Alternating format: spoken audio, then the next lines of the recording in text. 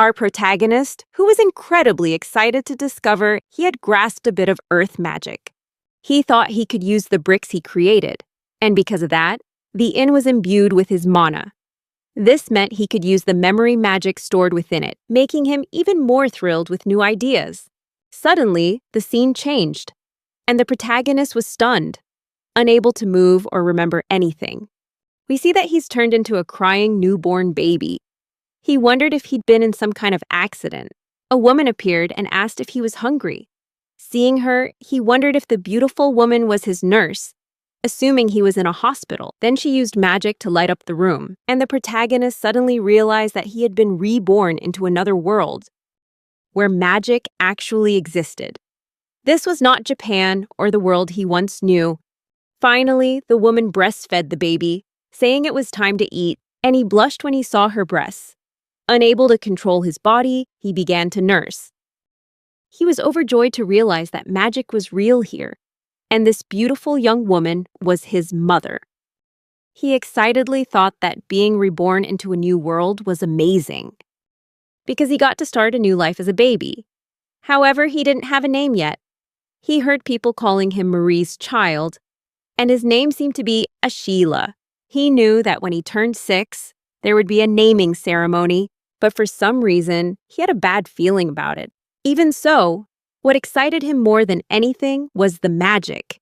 He noticed there was nothing to light up the room, which meant that in this world, magic could be a part of everyday life. He daydreamed about his own magical powers, trying to light up the room but crying out in frustration when he failed.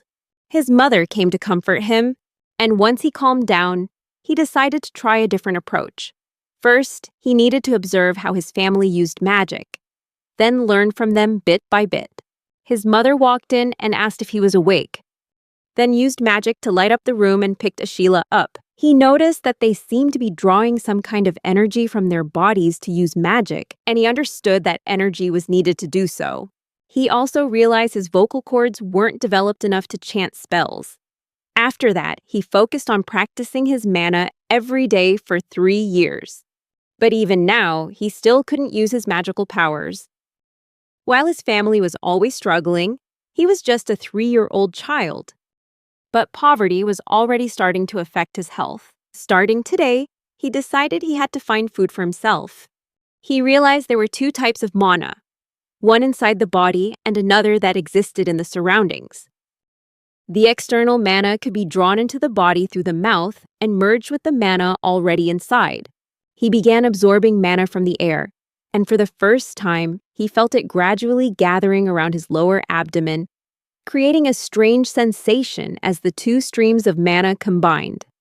Just below his stomach, he started trying to control and circulate the mana throughout his body. By doing this, he gradually refined the mana within him. However, he had to wait until he was 6 years old to participate in the naming ceremony and start using magic. Then, he would be able to use simple everyday spells like creating light, starting a fire, and producing water, magical skills that only his parents were able to use. Ever since he was a baby, he had tried time and time again to learn how to use magic and had finally made some progress. He began the process of absorbing mana from the air, drawing it down to his lower abdomen, refining it, then guiding it up to his chest and spreading it to his limbs. As the mana spread throughout his body, he carefully guided it back slowly without interruption. When in the open air, the mana looked like a type of gas. But once it flowed into his body, it felt more like a viscous liquid, giving him a deep sense of the potential power within. As his magic power surged, he focused on gathering it into his palm and releasing it into the ground. He tried to maintain his concentration, not wanting to lose his train of thought, especially since he had stopped at this point last time. He pictured the importance of practice, believing that the vitality of a field depends on the quality of its soil. The soil was soft, loose, and had a faint natural scent, holding precious nutrients. In his previous life, he remembered his grandmother in the countryside often using synthetic fertilizer on the soil, weeding and tending to the earth to improve its drainage and exposure to sunlight.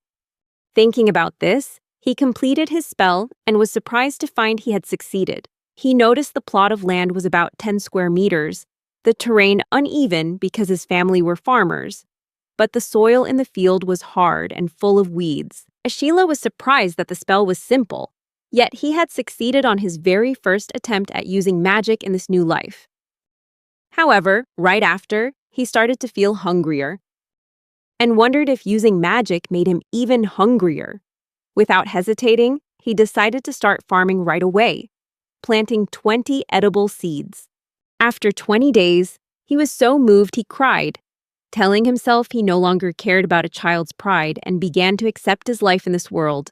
Watering became a challenge, difficult for a 3-year-old.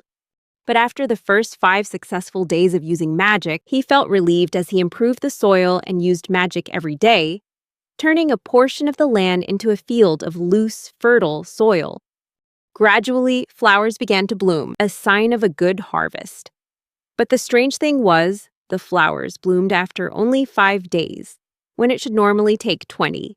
When he tried pulling one up, he was stunned to see that the number of edible tubers was much larger than usual. Normally, there should only have been a few, but there were more than 10 large ones. He tried eating one, but found the taste wasn't very good. And so, his quest to revive the farm began. He continued to improve the soil and began to pay attention to seed selection. He noticed that the vegetables in the field grew incredibly fast, taking only 5 days to be ready for harvest. Even so, he kept eating them to avoid going hungry. Even though he knew the food in his past life was much tastier and more appealing, he was excited that his magic had broken the normal rules of nature. He didn't understand the theory behind it all yet, but watching the vegetables in his garden grow so quickly gave him the idea to take advantage of it. Even though the vegetables currently tasted bad, he hoped he could improve their flavor in the future. But he wondered, how could he improve the vegetables' taste? As he went to bed, he remembered a story from class about green peas, where someone tested thousands of peas to discover the principles of heredity. He thought that he didn't have enough varieties of 20s to start crossbreeding, and slowly drifted off to sleep with those thoughts. Upon closer inspection, he noticed that not only were the roots different, but the stems and flowers were slightly different too. Some 20s tubers were black, others were reddish-purple, and some grew in larger clusters. The flowers also had a variety of colors, from white to yellow. He cataloged each characteristic and divided the soil into 6 sections based on their distinct traits. At first, he just wanted to secure a food source, but these makeshift experiments gradually became his daily routine. He realized that these vegetables also contained a special kind of magic. The magic he had created combined both internal and external magical power, creating a unique blend that helped him hone his skills and unlock the potential within these vegetables. Each time he cast the spell, the merged magic was consumed.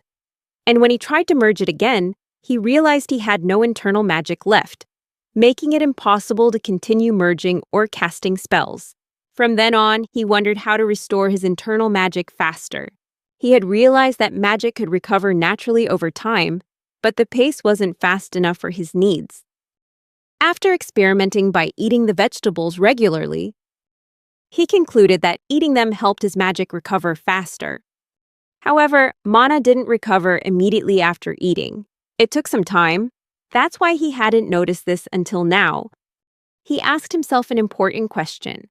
What kind of food restored the most mana? After trying various types of 20s, he found that the amount of mana recovered differed depending on the variety.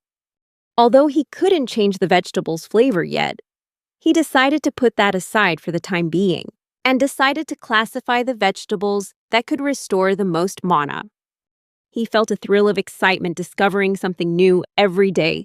He knew for sure that he needed to compare and prioritize the foods that restored the most mana, but this small body of his also had its limits. He wished there was a faster way and decided to expand his cultivation area. At first, he could only concentrate with his eyes closed, but now he was getting used to using magic without needing to do that. When he cast the spell, he was stunned, wondering to himself how his power could have improved so much. When he heard a strange sound but couldn't pinpoint its origin, he had an idea: to focus refined mana into his eyes to observe. Immediately, he saw a faint blue aura rising from the fields. He pulled up a 20s plant and was thrilled to see that this blue aura was actually radiating from its roots, escaping into the air. He realized that the plants restoring the most mana had the deepest blue hue, and he speculated that this blue color was the mana itself. He continued to observe and eat the vegetables, all while focusing mana into his eyes. After a while, he noticed that the densest clusters of vegetables were also the richest in mana. He began to take notes on his genetic findings, and at 5 years old, he continued to make new discoveries. He realized that the vegetables that restored the most mana didn't produce an immediate effect, and that when he focused mana into his eyes, the information he perceived about objects changed. The blue color of the mana sparked his imagination, making him think that if he focused mana on a different part of his busy life, something else might happen. This train of thought wasn't wrong, but he decided to rest and sleep until the next day. The next day, instead of letting his mana radiate out of his body and seep into the soil, he kept the mana contained within him. Then, he tried using body-strengthening magic. Watering his crops became much easier, and he was also able to expand the fields even more. When he concentrated mana into specific parts of his body, he noticed a significant increase in the strength of his arms and legs. He wondered if his muscles could be enhanced. What about his internal organs? If he could strengthen his digestive system, could he absorb mana from the vegetables faster?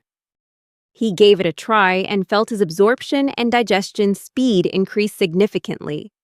All this time, he had been putting a great deal of effort into tailoring his magic usage for each specific situation. But then, one day, his father took out his sword and said that he had to leave.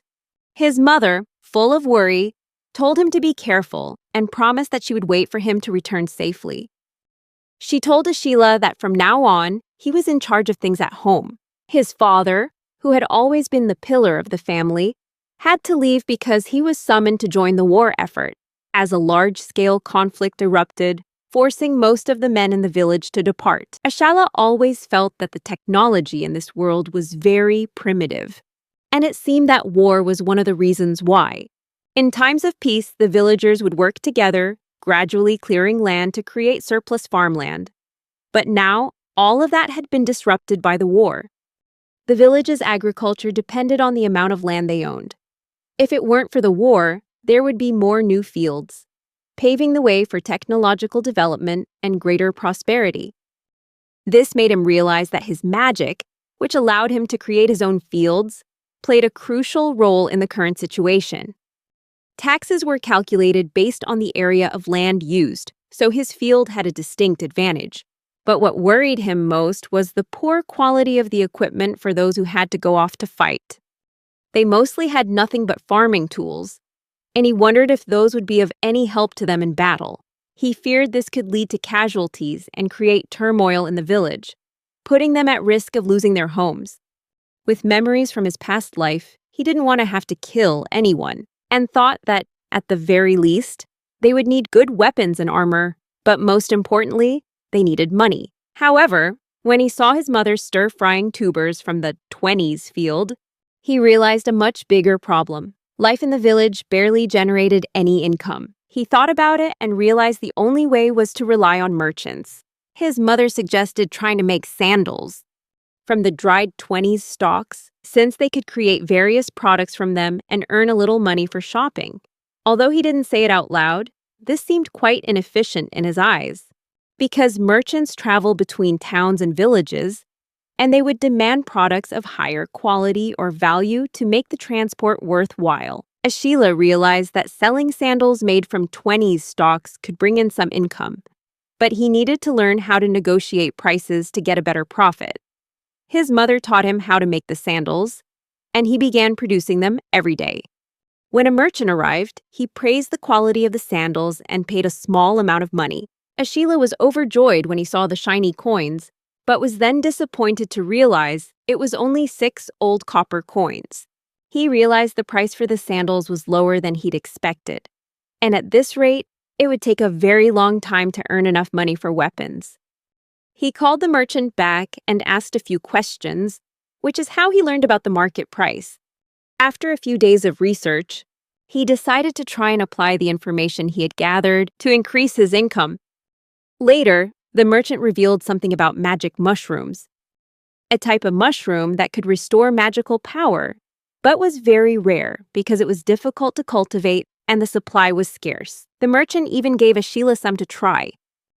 They were very rare, but he found the taste rather bland. Ashila thought about it and came up with the idea that the mushrooms might grow from molds on trees, which would provide the main nutrients for their growth. If he created a suitable environment for the mold to grow, perhaps he could cultivate these mushrooms artificially. This opened up a new business opportunity, one that could bring in a much higher income than selling sandals. Ashila already had a few dry logs, which saved him a lot of effort since the right balance of moisture and dryness was essential. He planted the mold on the wood and waited for it to grow. However, if cultivating magic mushrooms were that easy, surely someone else would have done it long ago. He thought to himself that if these mushrooms had magical properties, they must contain a large amount of magical power. And if they drew nutrients from the trees, then they were probably absorbing magical power from them as well. With this in mind, Ashila tried infusing his own magical power into the logs instead of letting the mushrooms draw it from the trees themselves. He began experimenting by infusing different amounts of magical power into each log. After some time, mushrooms began to sprout, but only 3 of them. Still, it proved the method was effective. To make a profit, he needed to grow them on a larger scale, but his house wasn't big enough to hold everything. Therefore, he needed a separate building to store the mushrooms. When he used magic to create the field, he could raise the earth to form ridges. In the same way, he figured he could probably manipulate the shape of the earth to construct a building. This would be a major challenge in magical architecture for Ashila. Ashila reconsidered and realized he wasn't just trying things at random. He thought about the rules of magic. Creating something from nothing was extremely difficult. Earth magic in games, for example, was when refined magical power within the body was gathered into the palm and used to create pebbles or rocks. The stone's destructive power depended on the speed at which it was launched, and by visualizing the entire process, he could make it happen.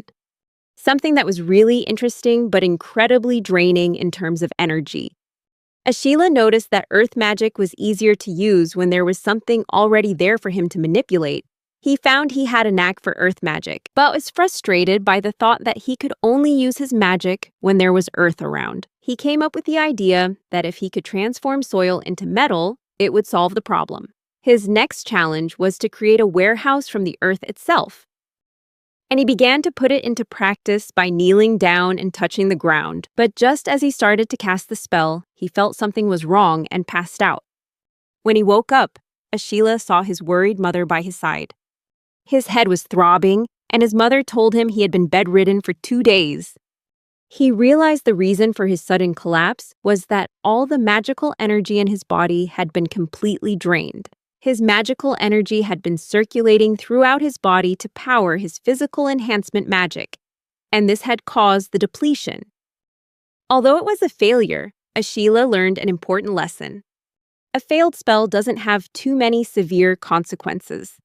Normally, his magical energy shouldn't have been drained so completely, but the reason for the rapid consumption lay in the relationship between surface area and volume. Simply put, he had consumed 10 times the necessary amount of magical energy due to the dimensional discrepancy. Ashila decided to give up on constructing the building for now, and instead focus on creating the building materials. Architectural magic was still a distant dream, so he decided to take it one step at a time.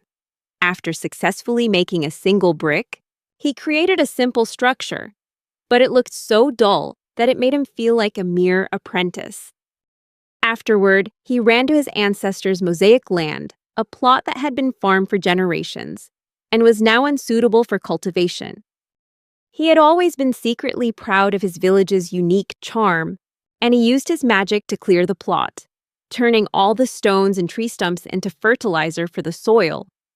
Ashila laid out his plan. He would need to use soil improvement magic, body enhancement magic, and brick creation magic. However, The soil improvement spell took a considerable amount of time. He sat down, touching the earth to enhance its quality. Every time he used magic, he had to recite an incantation, as it required a great deal of time and effort to cast a spell successfully. This time, however, he was surprised when the magic activated the very moment he recited the chant, even though he previously had to clearly visualize what he wanted to accomplish. He was thrilled to realize he had developed his own form of magic, which he called chant creation, and this method was far more effective than he had imagined. Ashila contemplated using magic with fewer chants, which made him all the more eager to explore his power. He felt exhausted, but was also incredibly grateful that the magic could activate right after he recited the incantation. He tried again, further improving the quality of the soil, noticing that the spell had an effective range of about 10 square meters when he used the chant, ensuring the effect was stable without requiring too much adjustment. He thought that if he could adjust the amount of magical energy consumed based on the spell's range, things would become much easier. But he still wondered how that was even possible. He began to experiment by muttering, "Create brick," and as he touched the ground, it instantly turned into a brick. After that, he continued to practice, muttering the word brick even in his sleep. And after several months, he could produce bricks of the exact same size and mass, almost like a conditioned reflex. Just like how hearing a bell might make someone salivate, he had developed a similar reflex for when he cast his spells. Finally, he developed a new technique he called chanting, and decided to apply it to his other spells, like body enhancement and land preparation. However, the villagers grew a little worried, seeing how obsessed Ashila had become with his experiments and the sheer number of bricks he was stockpiling. When his mother joked that if those bricks were dishes, they'd at least be useful, Ashila began to wonder if he could create bowls from the earth, just as he had done with the bricks. This sparked a new idea for him. Maybe this raw material could also be turned into useful household items. Ashila transformed the earth into cups and plates, but his mother wasn't very impressed with the ordinary clay bowls. Taking it as a challenge, Ashila decided to focus on quality over quantity and created a set of white porcelain cups and saucers. His mother was surprised and praised them, as she had never seen such pure-looking dinnerware. This made Ashila realize that perhaps he didn't need to strictly adhere to standard materials when using magic. He continued to experiment, and created a cup with a flower painted on it. But the clumsy drawing made him realize he had no talent for painting. Undeterred, Ashila decided to create other items besides white porcelain. He remembered that sea sand could be used to make glass, so he created a transparent glass cup, an item never before seen in the village, and perhaps not even in the surrounding regions. His next challenge was to increase the production of magic mushrooms. Just then, the merchant appeared and called out his name, saying he had something to discuss. Ashila was delighted, as this was the perfect opportunity to sell some of the items he had made. However, the merchant instead asked to buy some spare bricks from his house, which surprised Ashila.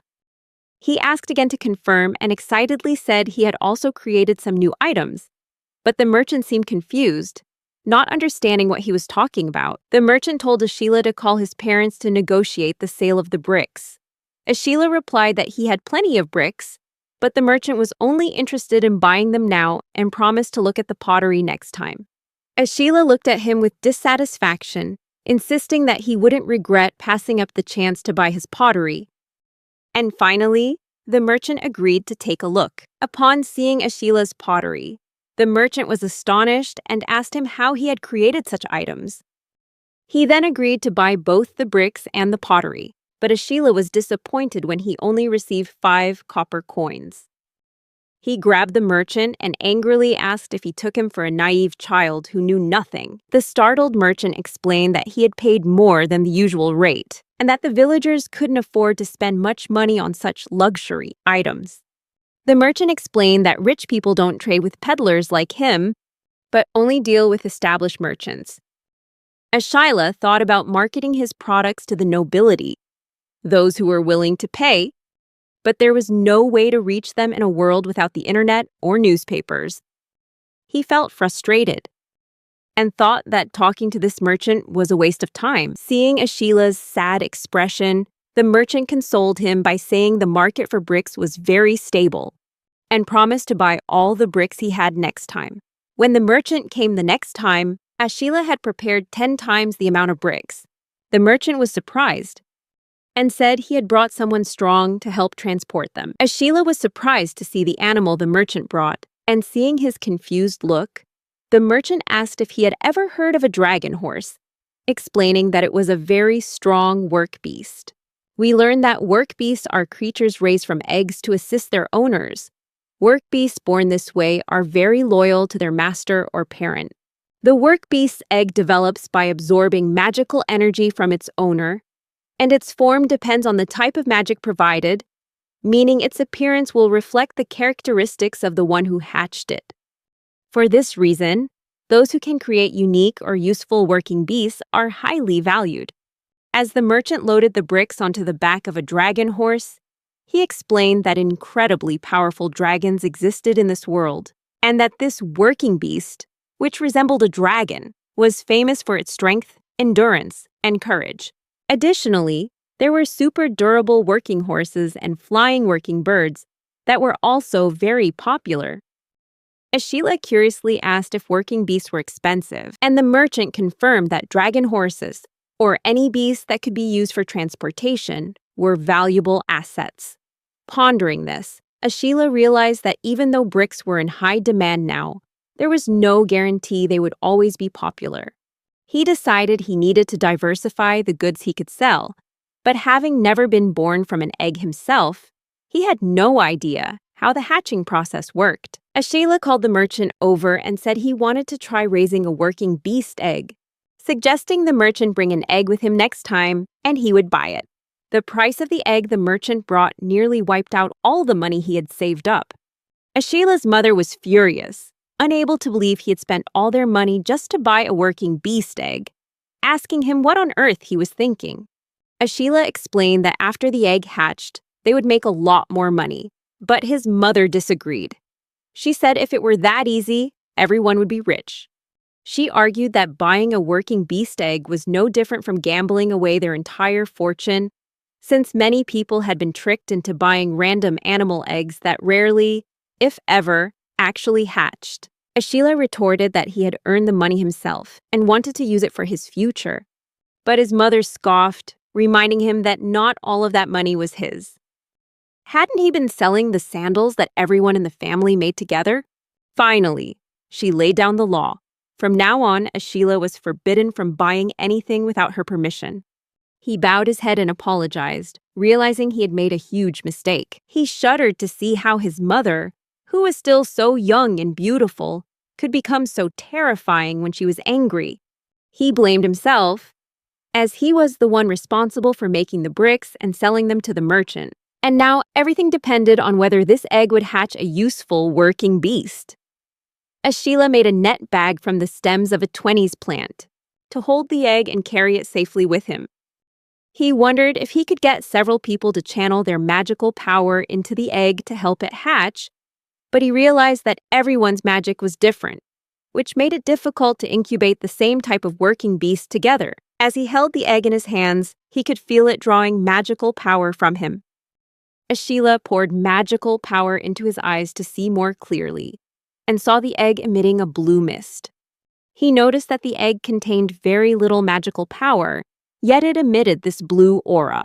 When he chanted the spell, Channel Magical Power, he saw the blue color deepen and the magical power he channeled into it get absorbed. However, he wasn't sure how much magical power he needed to use for this.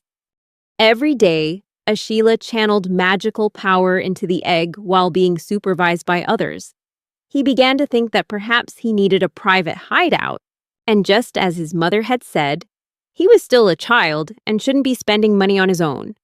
Although he hated being treated like a kid, he started saving money so he could buy a good weapon, as it would be important for making a name for himself during wartime. Ashila thought about his future. As a younger son, he knew he would either have to live under the control of his eldest brother or strike out on his own.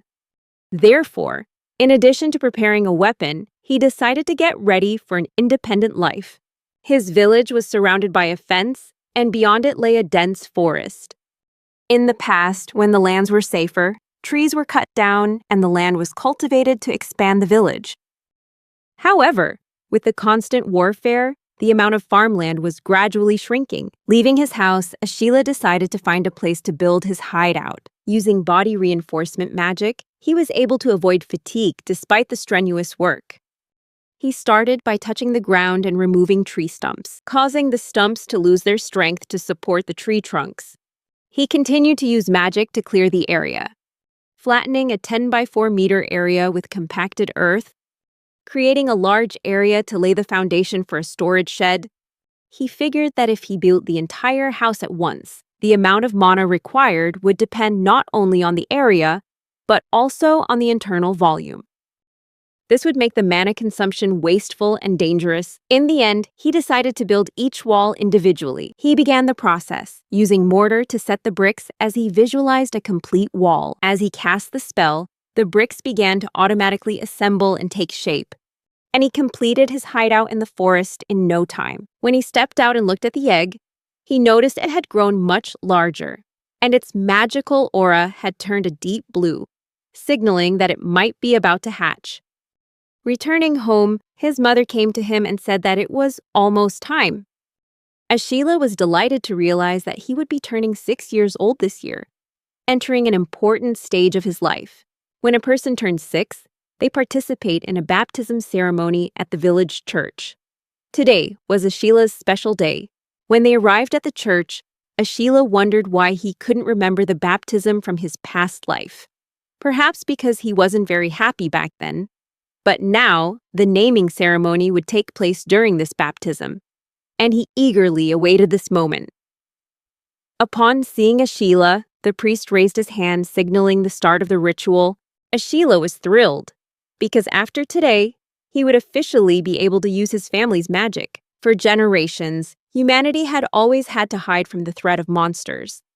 But the family magic gave them a basic means of self-defense, helping to expand the lands they could inhabit. Thanks to magic, humanity, who couldn't defeat monsters on their own, was able to build large and prosperous settlement. The priest began the ceremony, and now, Ashila's naming ceremony officially commenced, marking a new turning point in his life. During the baptism, all citizens would receive the family magic. The priest announced that they would perform the ritual for each person one by one, and asked everyone to wait patiently for their turn. As a key driver of population growth, the church had attracted many followers, and the feudal lord had re-established a registration system, as well as a system to ensure everyone could benefit from the magic. Ashila sat before the priest, who explained that through this naming ceremony, he would receive the divine protection of the gods and the ability to use magic. He also stressed that this magic should only be used to improve people's lives, and asked him to swear not to abuse it. Ashila promised to keep that vow. As the priest raised his hand, Ashila focused mana into his eyes to observe, seeing that the magical energy was concentrating in the priest's palm. The priest created a magic circle, and Ashila was stunned to see his memory preservation spell activate automatically, helping him efficiently store the new memory. The magic circle sent new information directly into his mind, granting him the ability to use the family magic. Ashila tried casting a light spell and realized that the family magic consisted of basic skills. He understood that the effectiveness of the magic didn't change whether the user was a child just learning it or an adult who had used it for years.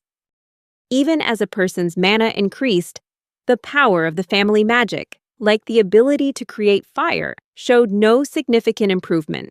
This disappointed Ashila, as he had hoped that after receiving the family magic, he would be able to use types of magic other than his earth magic. However, he decided to set aside improving the family magic for the time being. Recalling another of his accomplishments, he thought of his father's magic circle. Ashila wondered if he would ever be able to understand more about this world's magic. Despite his best efforts, he was still confused and sleep-deprived, because he couldn't decipher the ancient characters, let alone the modern ones of this era. Suddenly, he heard a cracking sound from the egg. Looking over, he realized it was about to hatch. Approaching nervously, Ashila wondered what kind of work creature would be born from this egg. As the creature inside the egg began to struggle, Ashila wondered if he should give it a little help. Finally, as the eggshell cracked wide open, a beautiful little horse emerged. Immediately, the foal tried to get up, and Ashila was amazed that it could already stand.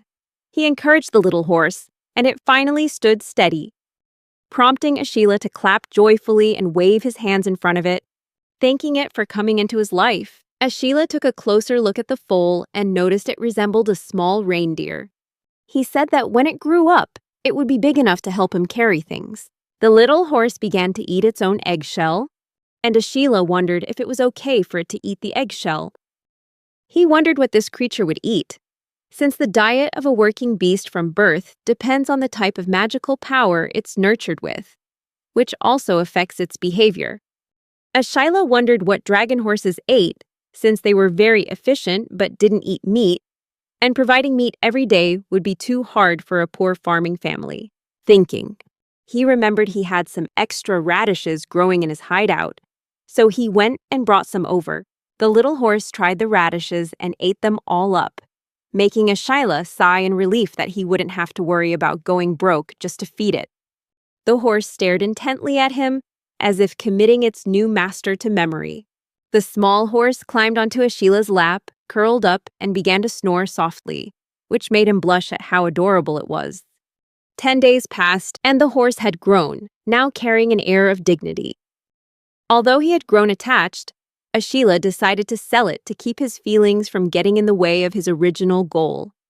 Still, he wanted to give the horse a special name. Sensing that family magic was imprinted on the mind through a magic circle, he figured this horse must also have some magical power, and could at least create its own clean drinking water.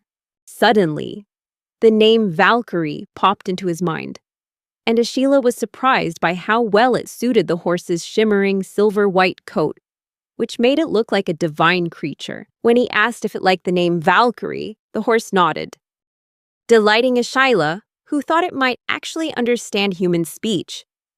He began the naming ceremony slowly and carefully, feeling like a vessel overflowing with dense magical power. Keeping the magic stable wasn't easy, but Ashila continued, step by step, completing the naming ritual with all the solemnity and emotion he felt for Valkyrie.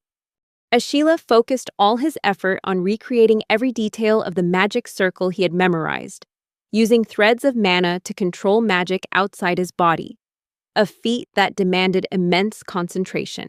Finally, he successfully created the magic circle and officially named the horse Valkyrie. Once it was complete, Ashila sank to his knees, realizing the ritual had taken more out of him than he'd anticipated. To test her magic, he and Valkyrie went outside to avoid causing any danger indoors. Valkyrie tried a light spell, astonishing Ashila. He encouraged her to try other kinds of magic, and Valkyrie immediately demonstrated her family magic abilities. However, what truly stunned Ashila was that she could make bricks float and even use the memory preservation spell, something he thought only those named during a church baptism could do. Curious, Ashila asked Valkyrie to look at a clay pot and try to create one just like it, but she couldn't. He realized Valkyrie could only use the same spells he had become able to use after his own naming ceremony. For example, he could resize and flatten land, with the mana cost corresponding to the area, and Valkyrie could do the same. Ashila concluded that Valkyrie's magical abilities were directly linked to what he had already learned and mastered. Ashila noticed that Valkyrie's ability to flatten land was limited to an area of 10 square meters. He began to wonder if naming rituals were more of a system than a form of divine protection, and realized they were limited by the spells mastered by the namer, with no room for customization. This explained why family magic could never be improved. Ashila praised Valkyrie and wondered if it was even safe to sell her, since she could use not only family magic, but his own original spells as well. When he asked the merchant if working beasts could use magic, the merchant thought for a moment before replying that he had never heard of such a thing. Ashila figured that if a merchant who had traveled and traded far and wide had never heard of it, it must be incredibly rare. The merchant, excited to hear about Valkyrie's special ability, asked Ashila for a demonstration of her magic. However, Ashila was careful to warn Valkyrie not to use his personal magic in front of others, keeping her unique abilities a secret. Ashila agreed to let the merchant see Valkyrie, and when she appeared, the man was amazed by her pure white coat and her load-carrying capacity. When the merchant offered to buy Valkyrie, Ashila surprised him by refusing, explaining that even though he had originally bought the egg to make money, he had grown attached to Valkyrie and wanted to keep her with him. The merchant, also impressed with his magical abilities, realized that he would be a powerful assistant, even stronger than a child. Seeing this, the merchant made an offer. He had 5 other work beast eggs and was willing to give them to Ashila. He suggested that after Ashila raised the work beast from these eggs, he could sell them. And the merchant assured him it wouldn't be hard to find buyers if they were raised by Ashila. Even though he might take a loss at first, the potential profit would be enough to make up for it. Ashila, hearing this, began to set the terms for the deal. He emphasized that he would set some minimum requirements to protect his own interests. Seeing him lay down conditions, the merchant had a bad feeling, worrying that Ashila would negotiate a more favorable deal for himself. Ashila realized that raising work beasts from eggs might be the best way a farmer could hope to make money. He was determined to grow this business and work hard. One day, he saw Valkyrie take one of the eggs, which made him panic and scream, telling her she wasn't allowed to eat it. But Valkyrie confirmed that she was just keeping it safe. Ashila asked if Valkyrie intended to raise these eggs, and she touched her nose to an egg, using her magic to transfer mana. He was surprised to see that she could transfer mana into the eggs. Valkyrie explained that mana from multiple people could be used to incubate eggs, but it required a significant amount of mana. Ashila decided to entrust the task of incubating the eggs to Valkyrie and asked her to take good care of them. Remembering his past life, Ashila recalled how he once brought home a stray dog. His mother had been furious and asked if he was capable of taking care of it. Despite being scolded by his parents, he was eventually allowed to keep the dog, promising that he would truly look after it. Back then, he simply thought it meant feeding the dog and taking it for walks, forgetting that other costs like food, vaccinations, and medical care were all paid for by his parents. Now, looking back, he realized his parents had been right. Taking care of a living creature really requires a lot of responsibility and effort. Smiling, Ashila found that raising the eggs was just as challenging as raising a puppy. However, he was determined to care for them until they hatched safely. Each work beast Ashila raised from an egg was a little bigger and looked exactly the same. By ensuring the safety of each one, he had completed the first stage. Now, to continue growing his work beast breeding business, he had to expand the number of fields by clearing the forest around his hideout. So, Ashila decided to use his old method, softening the soil around the tree roots, pulling the trees out from the roots, and then using soil improvement magic. Just as he finished preparing, he was surprised to realize that it wasn't him, but the little horses that were also using magic. Amazed, Ashila wondered how they could use magic without being named yet. He thought that perhaps work beasts followed different rules than humans, not needing a name to be able to use magic. He wondered if Valkyrie could ask them not to use magic and if they would listen. Determined to expand the area of his fields, Ashila continued his work. After finishing, he looked at the vast area before him, which looked like a section of the forest had been completely cleared. The area was so large that he couldn't take in its width in a single glance. Ashila, with his knowledge of environmental protection from his previous life, wondered if he was causing any harm. But when he looked closer, he noticed that this area had once been fields that the forest had reclaimed after the population decreased and the land was abandoned. The forest was so vast that the village had permitted the expansion of the fields. If he wanted to raise large work beasts like Valkyrie, a grazing area would be just as necessary as fields. However, the larger the area, the more difficult it was to get around.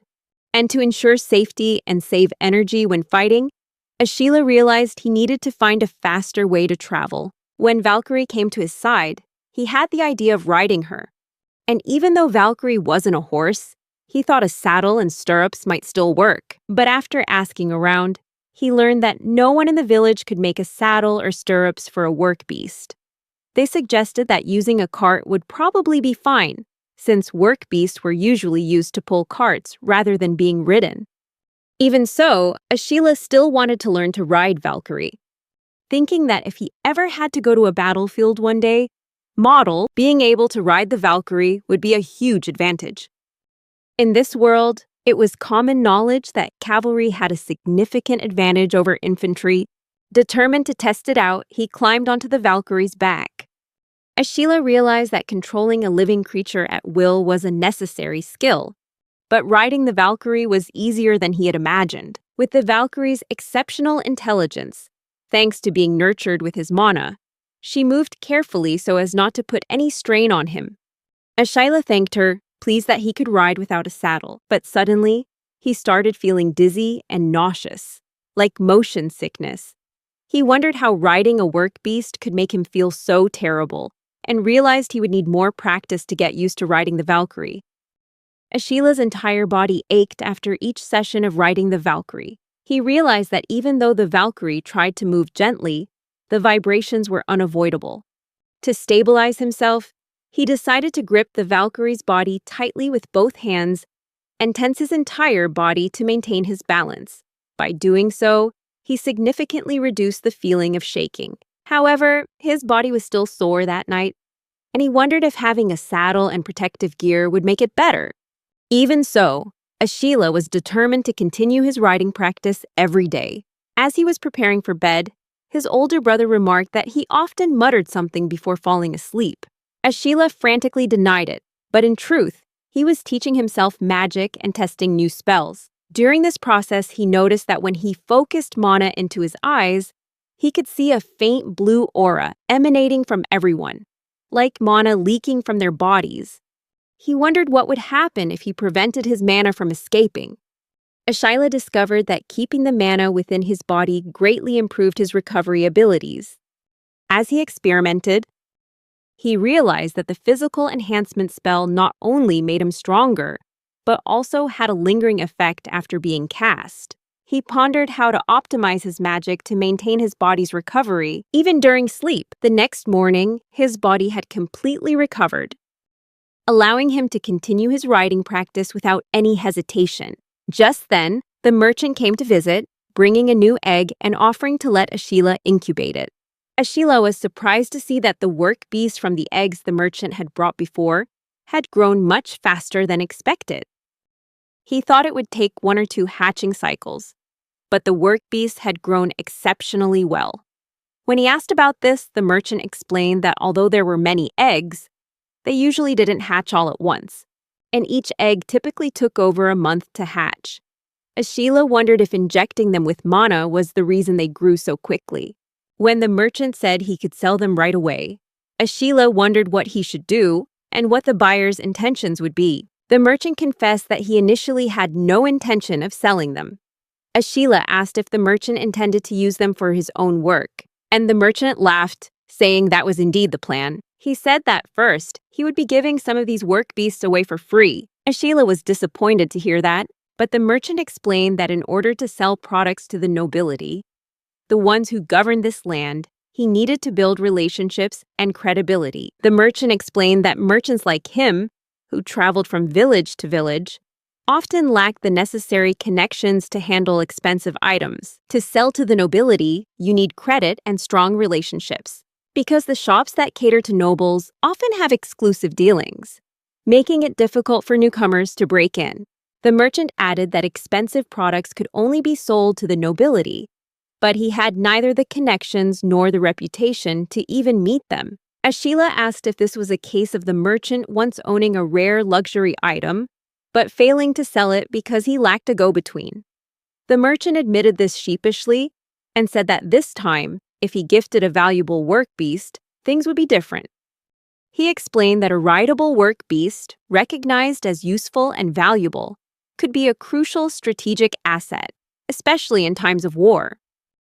The merchant added that gifting this work beast, a highly sought-after item, would help him establish a solid relationship with the nobility. If the nobles were pleased, they might buy more in the future and even introduce him to other nobles. When Ashila asked for more clarification, the merchant explained that the nobles who ruled this land could not be ignored. In terms of social standing, it would give him a chance to advance in the work-beast business. Ashila realized that if the merchant sold a strategically valuable work-beast to a nobleman, it would open up many new opportunities for both the merchant and himself. Opportunities to access high-end markets and build stronger connections with the nobility. Ashila, along with the merchant and his father, left his village for the first time to go to where the nobles lived. They traveled a rough road for 3 days and arrived in Fontana, the place where the nobles resided. For Ashila, this was his first exciting journey, and he was amazed by the bustling activity of the place. When the merchant showed Ashila and his father a part of the town that was being expanded, he realized why bricks were in such high demand.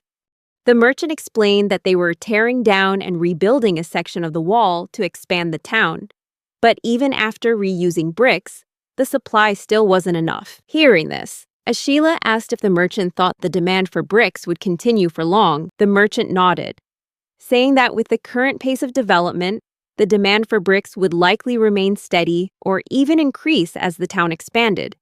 He said they could still produce bricks locally in Fontana for now, so it would probably be a while before they needed to import them. Hearing that, Ashila understood that profiting from selling bricks wouldn't last forever. He decided that this meeting with the nobility was a crucial opportunity. A man named Raymond, the negotiator for the Fontana family, appeared and introduced himself. They bowed to him respectfully, and Ashila felt a thrill of excitement at the chance to see a nobleman's house.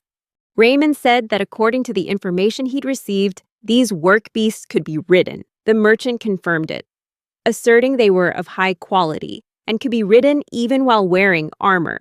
He added that they would be honored to introduce the work beast to Lord Fontana. And Raymond stepped forward to ask about Ashila. The merchant explained that Ashila was the one who had raised the work beasts, and the man beside him was his father. Raymond remarked that Ashila's ability to raise work beasts seemed to have long-term potential, and the merchant confirmed it, introducing the Valkyrie to him. Ashila was stunned to hear the name Valkyrie mentioned, but the merchant skillfully asked Raymond for permission so they could demonstrate the Valkyrie's full capabilities to the Fontana family. Ashila was dismayed as the merchant and Raymond discussed producing and selling Valkyries, because to him, that was the name of his first work beast, not a name for the entire species. The real Valkyrie was back looking after the village, and he had no intention of selling her. Raymond agreed to grant them a license and encouraged them to continue working hard. He approached the work beasts and commented that they might not be useful in war because their horns would get in the way of using weapons. Then Raymond called someone over and ordered them to cut off the work beast's horns. Ashila was horrified and about to protest, but his father stopped him. He couldn't believe they were willing to hurt the work beasts the moment they received them. Ashila seethed with anger as he watched their horns get sawed off. At the inn, Ashila blamed himself for holding back instead of protecting the work beasts. His father reminded him that even though their horns were cut off, they didn't cry out at all, which reminded Ashila of guide dogs that were trained not to bark even when injured. He felt a pang of guilt for not realizing the work beast's loyalty and teared up as he thought about it. His father tried to comfort him and asked what was really bothering him. Ashila replied that what worried him more than the physical pain was the possibility that cutting the horns could shorten their lifespan. Ashila was worried that if the work beasts died early because their horns were removed, they might get the blame. Despite his anger over the horns being cut, he realized that in order to continue the work beast business, he needed to investigate this more thoroughly. His father remarked that he was being very calm, but Ashila replied that he was just trying to accept his lowly position as a peasant. His father smiled and reminded him that even as a peasant with no formal education, he was not an ignorant man. Even with his knowledge from a past life, there were things his father noticed that Ashila didn't. Ashila, despite being just a child, had expanded their land by clearing the forest in a short amount of time, which led the villagers to whisper that he might struggle to pay his taxes. The village chief even planned to seize his fields as a way to punish him for changing the land so quickly. He realized that on top of the worst beast business, just holding onto and protecting what he had built would be a major challenge going forward. Ashila's father had been working hard to convince the noble family governing the region that raising work beasts required a vast amount of land. They needed to expand their farming to provide enough resources for the breeding. However, the amount of wheat they produced wasn't enough to pay the taxes on such a large plot of land. Raising work animals and clearing forests were also things the nobles desired. Fortunately, they received a permit that allowed them to own land and pay taxes in cash instead of wheat. Ashila's father suggested that since they were in town, they should look around and buy some necessities. Ashila felt happy to have a father he could trust, and thought to himself how lucky he was. As they walked around town, Ashila noticed there weren't many wooden buildings, and wondered if wood wasn't popular here. His father explained that wooden buildings weren't common for safety and durability reasons. Many places preferred brick or stone for their fire resistance and longer lifespan. Ashila's father explained that wooden buildings were vulnerable to fire due to ignition magic. Even so, most buildings in town had few windows because they could use magic for lighting. Ashila realized this was related to his family's magic and the divine protection, though he still wondered if this power was truly connected to the gods. Seeing a window, Ashila had an idea. Glass might be in higher demand because it's more convenient and easier to use. He thought that if he tweaked his magic a little, he could mass-produce glass just like bricks, meeting the demand from construction projects. Ashila's father told the merchant that Ashila always surprised him and that thanks to the radishes he grew, the village had started to thrive. The merchant overheard this, and Ashila's father recounted the harsh past when crop failures made it easy for people to starve and prolonged droughts devastated the land. In the context of war, famine led to conflicts over food. At that moment, the merchant took notice of Ashila's radishes, wondering why this vegetable, which grew wild everywhere, was getting so much attention. However, when he tried one of Ashila's radishes, the merchant found it to be crisp, firm, and quite pleasant tasting, a significant improvement over the bitter, hard-to-eat wild kind. He concluded that if radishes of this quality became widespread, they would surely help reduce starvation. This new type of radish came from a village near the northern forest. When the merchant visited that village, he was astonished because villages back then were usually dark, stuffy, and dull. However, when he arrived at Ashila's village, he noticed it was different. Impressed, the merchant asked a barrage of questions about what else the village had to offer. After buying a large quantity of radishes and sandals, he met with other farmers and helped them cultivate this new radish. A few years later, Ashila began to introduce new products to the merchant besides sandals, like the magic mushrooms that grew in the forest, which he had mentioned before. However, since going into the forest could be dangerous for a young boy, the merchant advised Ashila to wait until he was older. Despite that, Ashila was confident he could handle himself and promised to be careful. The merchant was worried, especially since many young people had faced danger and lost their lives in the forest before. But Ashila, once again, showed him a pottery set he had made himself, which astonished the merchant and made him question the boy's origins. The merchant had once speculated that Ashila might be a noble, or from a fallen noble family, but all those guesses were wrong. After Ashila was baptized, the merchant was surprised again when he saw that the work animal the boy had raised turned out to be a rare and valuable type of horse.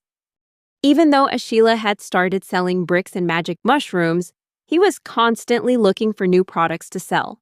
When the merchant asked why he was trying so hard to earn money, Ashila replied that he wanted weapons to join the war. The merchant thought that perhaps Ashila wished to restore his family's honor through battlefield achievements. But that was also a mistaken assumption. Regardless, he realized that Ashila was an important person with great influence and a promising future. In order to establish a solid relationship with Ashila, the merchant decided he needed to secure exclusive rights to trade the work animals the boy produced. He was determined to maintain this relationship at all costs, especially for when Ashila came of age and joined the nobility. He hoped that Ashila would trust him completely. On the way back to the village, Ashila asked the merchant if they could do a little more shopping, and the merchant agreed with a smile. When they returned to the village, Ashila rushed to hug his mother, who came out to greet him after several days of exploring the town and buying necessities. They had bought a large saw to clear the felled trees, a cart to transport crops, and the fine liquor his father had requested. However, the money Ashila had earned from his dealings with the merchants was starting to run out. Therefore, he decided that his main source of income from now on would be from selling the work animals. He priced the Valkyrie work beasts on par with other expensive working animals like draft dragons and considered them valuable assets. Ashila hoped that the Valkyries would become a special product line, like luxury vehicles, exclusively for those who could afford the high price. Ashila felt frustrated about having to do something undesirable to maintain his business. He wondered why the Fontana clan demanded that the work beasts' horns be cut off upon delivery. In the past, he had cut the antlers off deer to prevent them from getting hurt while fighting, and he wanted to think carefully about whether this was okay. Ashila realized that if he treated the work beasts like livestock, a type of commodity, then cutting their horns might be necessary. With determination and a bit of guilt, Ashila cut the horns off 2 of the work beasts. After a few days, he noticed that the dehorned work beasts were still very healthy, but what was striking was that they could no longer use magic. When he focused his mana into his eyes, he saw that the work beasts still retained their magical energy, but they couldn't use it effectively. He recalled his father saying that even humans who lost both hands in battle would lose their ability to use magic. This information could be useful for Ashila. He also remembered the merchant saying he'd never heard of work beasts that could use magic, as that could cause a lot of trouble. If the Valkyries could incubate their own eggs with mana, his exclusive source of profit would be threatened. Ashila felt relieved to realize that even after cutting their horns, the work beasts retained their business value while limiting their ability to use magic, something that could keep his income stream stable and exclusive. Ashila saw that cutting the horns wasn't life-threatening to the work beasts, so he decided to dehorn all the ones he sold to the merchant. When the priest asked Ashila if he had brought back anything special, Ashila thought he was referring to the permit from the Fontana clan, but the priest explained that it wasn't just a permit to sell work beasts, but another valuable document. The priest revealed that this document officially recognized Ashila's right to develop the forest. This wasn't just about paying taxes, it also recognized his ownership rights. Over the forest north of the village, the priest explained that because the taxes were paid in cash, he wasn't restricted to using the land for agriculture, meaning he could use the land for any purpose. Ashila was confused, and the priest went on to explain that the Fontana clan had recognized him as a land-ruling family. In Fontana territory, the nobility doesn't completely control everything. Instead, ruling clans are given the right to manage a piece of land and enjoy certain privileges, on the condition that they pay taxes in cash and provide military support when needed. When Ashila asked if he was really considered a ruling clan, the priest said the Fontana clan might have intended to grant him the land as a way to tie him down, since he wasn't the firstborn son. So they probably didn't want him moving to another land to develop his work beast. They likely never imagined that a child could become so successful as to compete with other ruling clans. He realized that somehow he had attained a special status. Recalling the priest's advice, he began to think about expanding his land as much as possible, taking advantage of the rights this precious document granted him. Ashila, despite being underestimated, was determined to go further. He rode a Valkyrie through the forest, using magic to soften the soil and fell trees. The hornless horses would then drag the trees to one spot. And after leveling the barren land with magic, he realized that simply expanding his land wasn't enough to increase his income. Even though he was selling work beasts, he still needed a stable source of revenue. and the demand for special bricks seemed to be ending soon. Moreover, harvesting magic mushrooms and farming also required more manpower. Ashila decided to hire people to help with the simple tasks, like cutting branches to make logs for growing mushrooms, farming, harvesting, and storing produce in the warehouse. Since the village primarily relied on a bartering system, he had to manage his money carefully. As night fell, he thought about finding a part-time job so he could focus on his pioneering projects. Ashila started by consulting his father about who in the village could help, hoping to build a reliable team to support his work and develop the land. That evening, the meal consisted of white bread and soup made from improved wheat. Ashila and his older brother Beto were also there, and Beto showed interest in the part-time work, which disappointed Ashila because he was looking for actual employees, not to share the work with his own brother. Beto stood up and confidently declared that he would work with the younger kids and assured Ashila that everything would be fine. When he asked his mother, she said that as long as Ashila and Beto helped out during the wheat harvest, it would be all right. Ashila was conflicted and worried, knowing that if Beto actually worked seriously, he would have no complaints.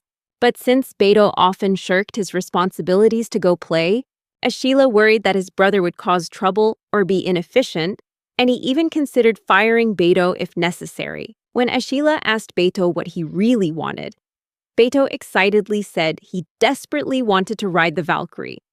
Ashila understood his brother's motivation and felt he needed to manage Beto very closely if he wanted the work to go smoothly. Beto complained that it wasn't fair that only Ashila got to ride the Valkyrie.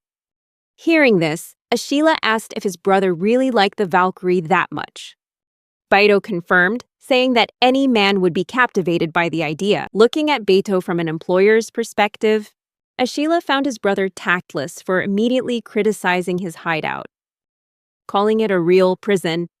This didn't make a good impression, but Ashila decided it was a good time to experiment and improve his architectural knowledge.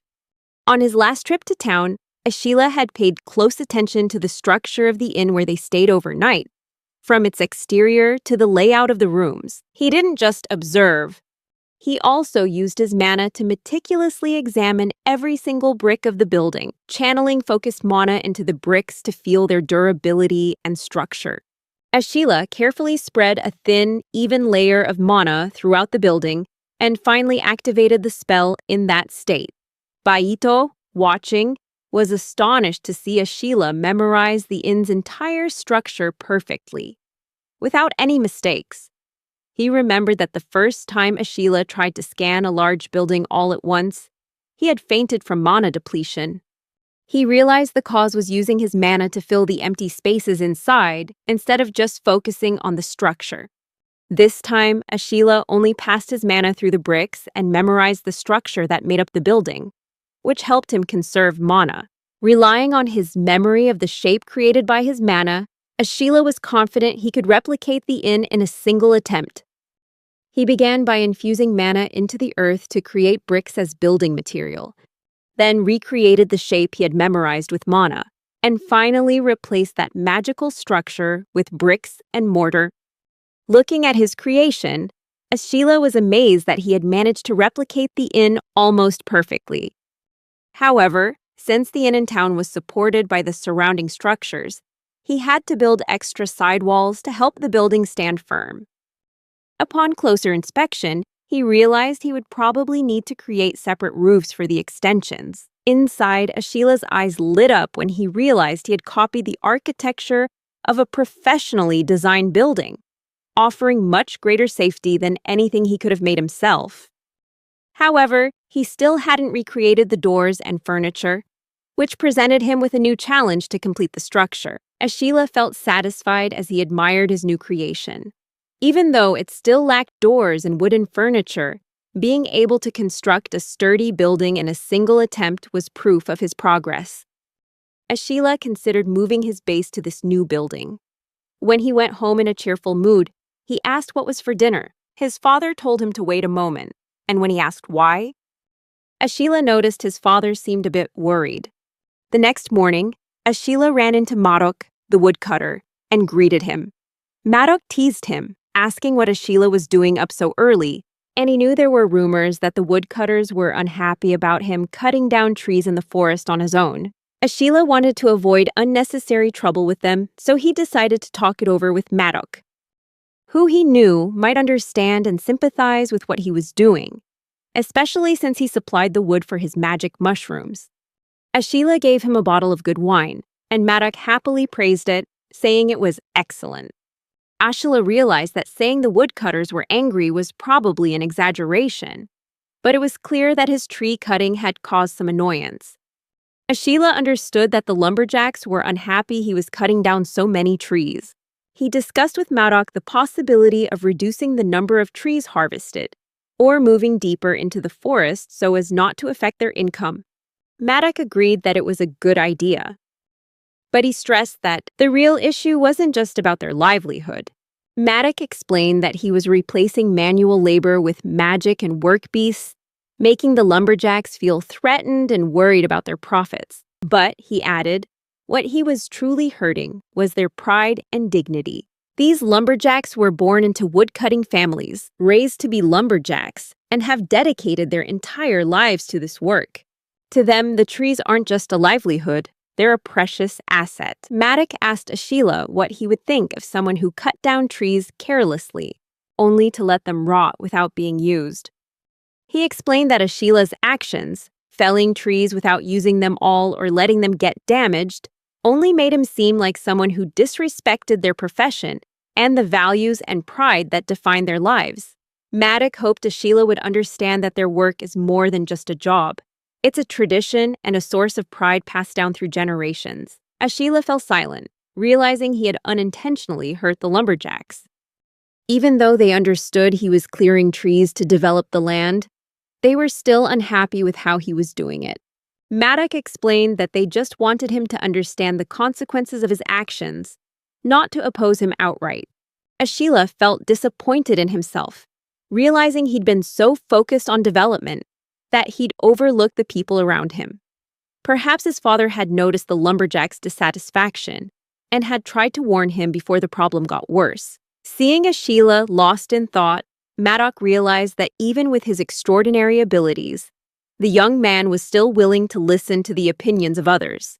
Afterward, Ashila asked Maddock if he would like to help out with his work. When he saw Maddock's surprise, he explained that he wanted to start managing the forest more responsibly. Ashila knew the northern forest was vast, so vast that many who got lost in it never returned. Although he didn't know its exact size, he was aware that unsustainable development would lead to serious consequences.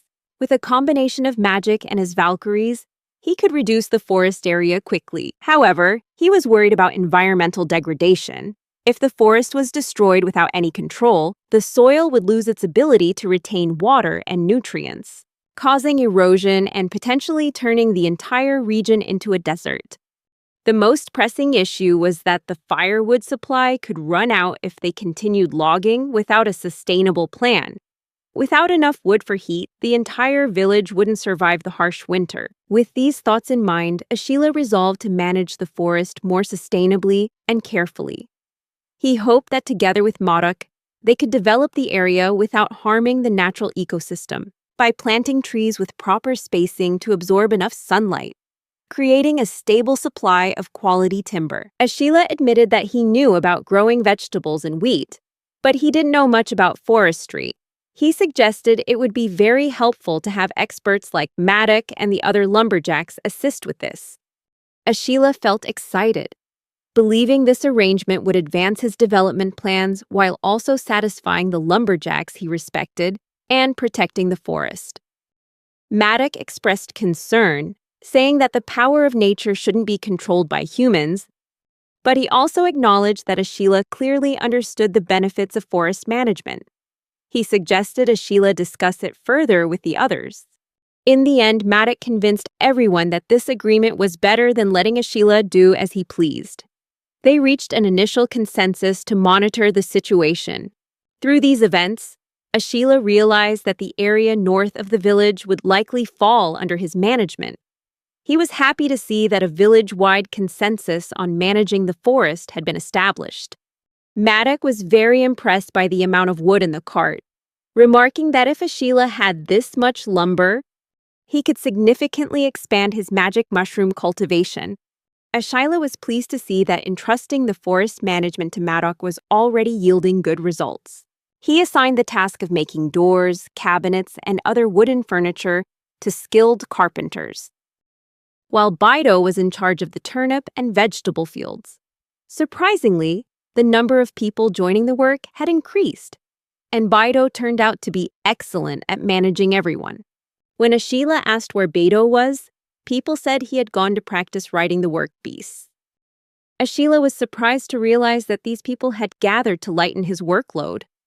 He apologized for letting them carry the burden, but they reassured him that helping in the fields was beneficial for them too, as they received a share of the harvest. One person in the group mentioned that the children who lost their parents in the war and those who were unemployed due to the lack of jobs in the village were very grateful for this opportunity.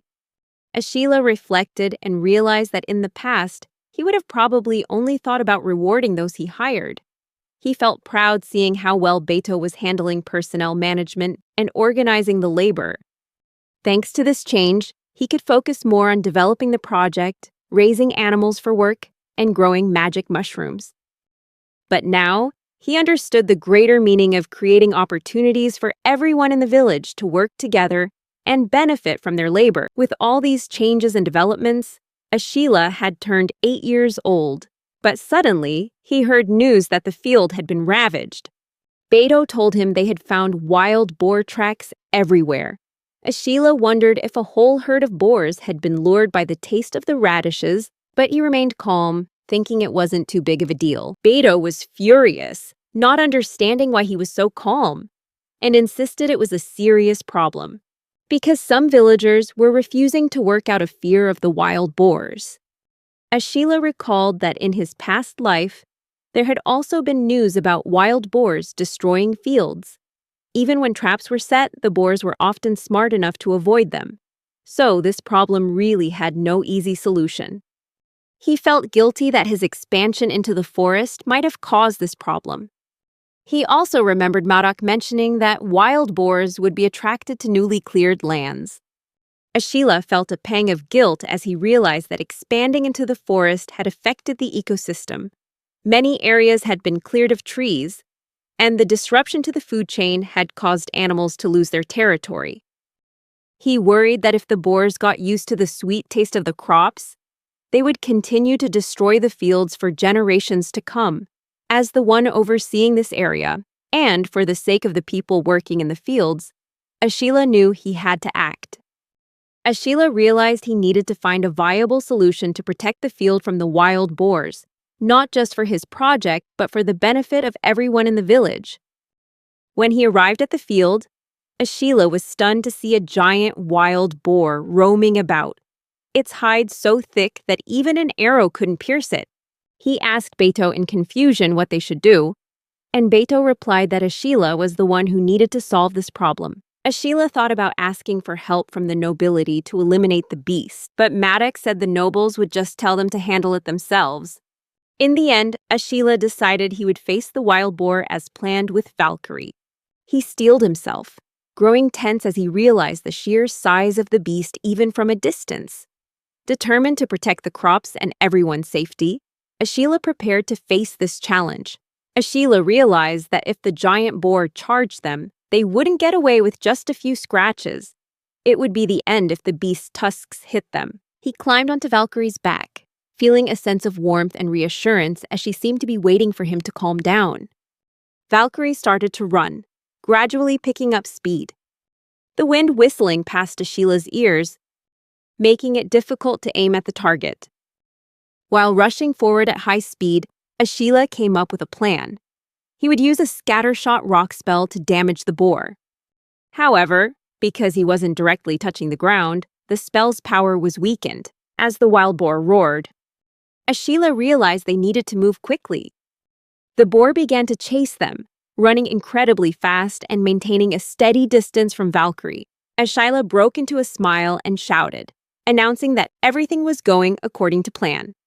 He noticed Valkyrie was moving with a complete understanding of his intentions and felt that she was truly a reliable partner. Suddenly, Valkyrie leaped high into the air, reaching the altitude of birds in flight. Ashila asked in amazement if they were flying.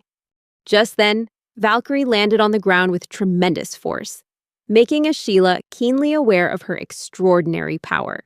He realized that Valkyrie possessed incredible physical abilities, which gave them a better chance in the challenging battle ahead. Ashila wondered if magically enhancing their physical attributes could take him and Valkyrie to a whole new level. As he got off Valkyrie's back, he saw a large pit in the middle of the forest, the trap he had set for the giant wild boar.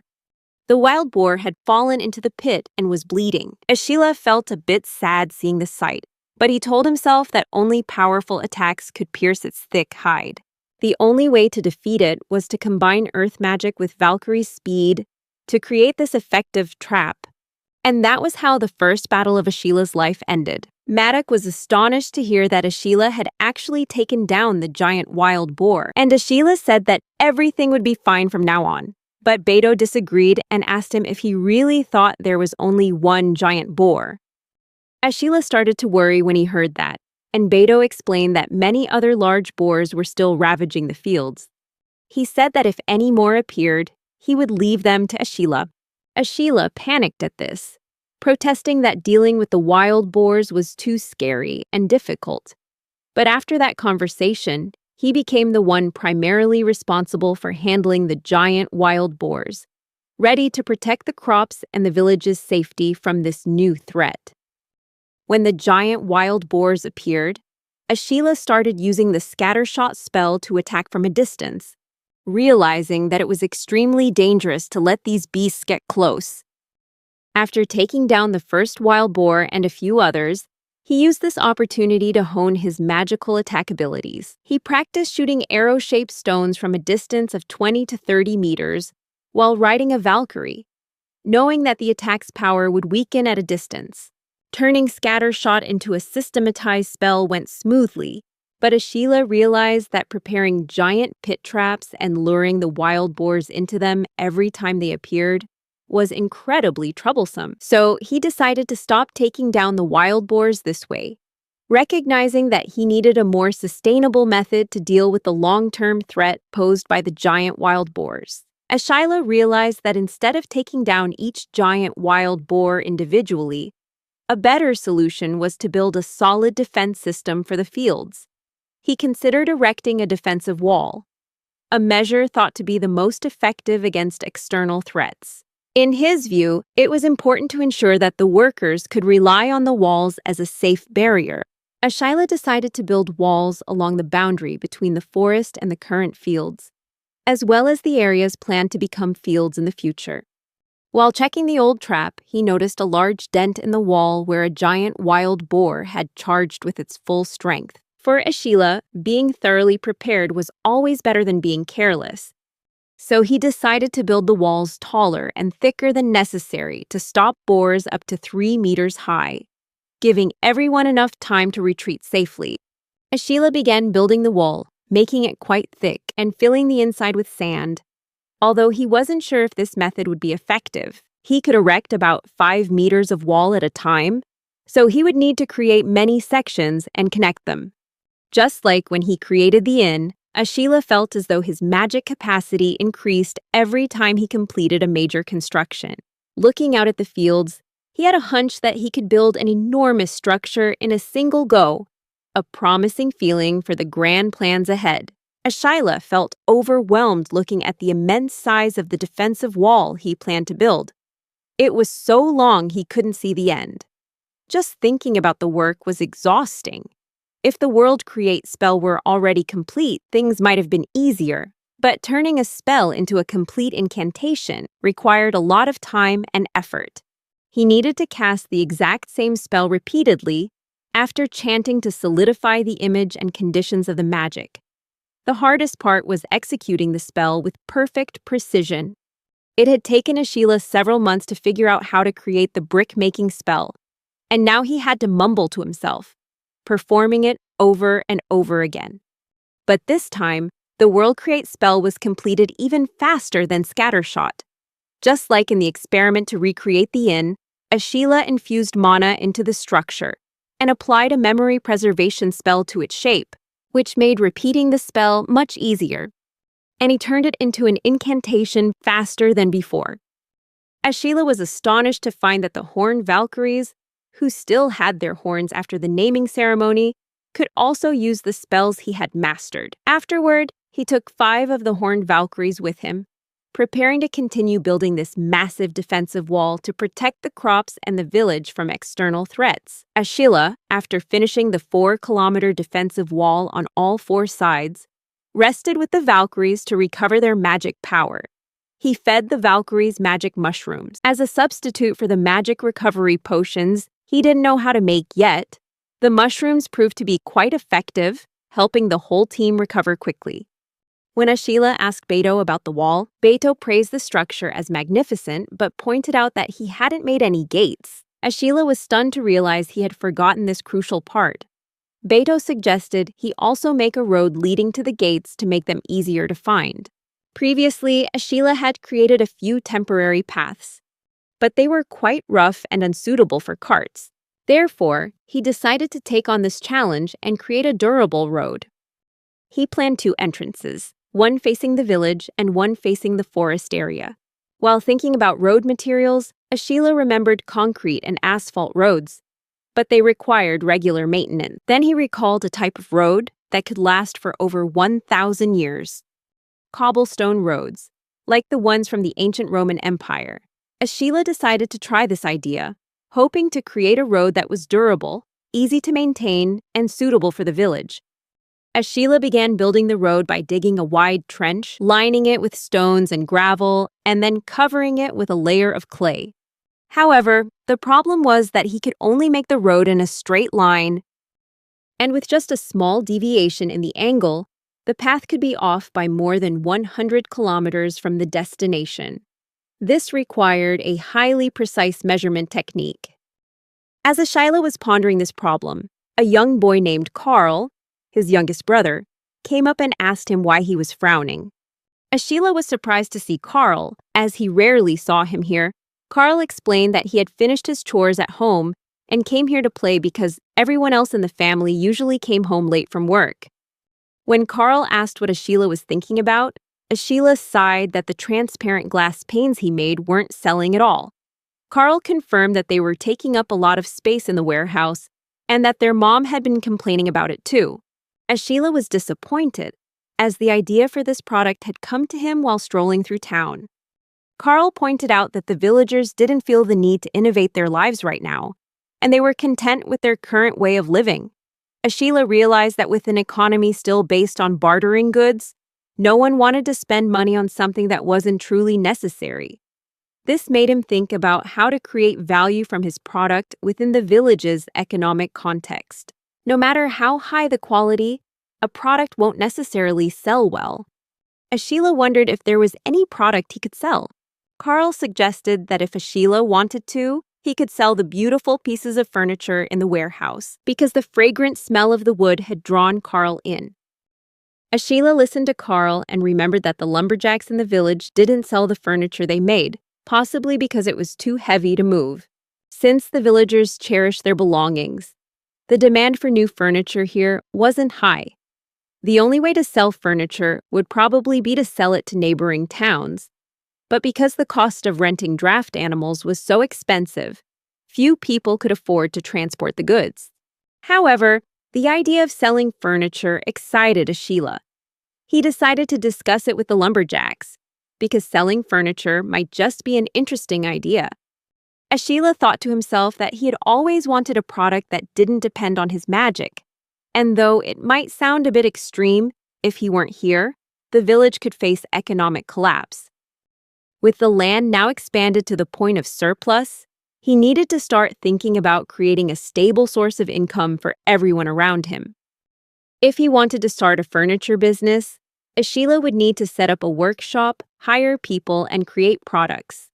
This meant establishing a company to manage production and distribution. Carl strongly encouraged Ashila, saying that he could definitely do it. Ashila asked Carl if he could continue to do many things in the future, and Carl replied that he was still just a kid, and for now, he should just keep having fun. Carl reminded him that Ashila was only 2 years older than him. Ashila realized that was true. Carl then asked if he was teaching Beto, their older brother, how to use magic, because Carl wanted to learn magic too. Ashila recalled the time he tried to teach Beto about magic, which had made their mother unhappy. Carl was curious and wanted to know what had happened. Ashila explained that Beto had asked how he could carry so much despite his smaller frame. That's when Ashila had started using physical enhancement magic and experimented on his own body to test its effects. Beto was fascinated and wanted to know if others could gain the same benefits. So Ashila began teaching Beto how to summon and use mana. However, Beto didn't have a natural aptitude for magic that enhanced the body from the soul's core. Even so, after learning physical enhancement magic, Beto continued to practice his skills and improve his physical condition. In a short amount of time, Beto successfully mastered physical enhancement magic, which showed his potential for developing physical strength. Beto started picking fights with the other kids in the village. And although Ashila didn't know why, he knew kids often argued over petty things. Beto had become an invincible warrior in the eyes of his peers, which made some of the other kids dislike him and even call on older kids for help. Despite that, Beto still beat them all. Ashila commented that Beto's magic couldn't possibly have strengthened him that much. The reality was that Beto already had a larger build than the other kids, and he believed Beto was strong from the start. However, recently Beto had started coming home with more bruises because the older kids couldn't win one-on-one and had started ganging up on him.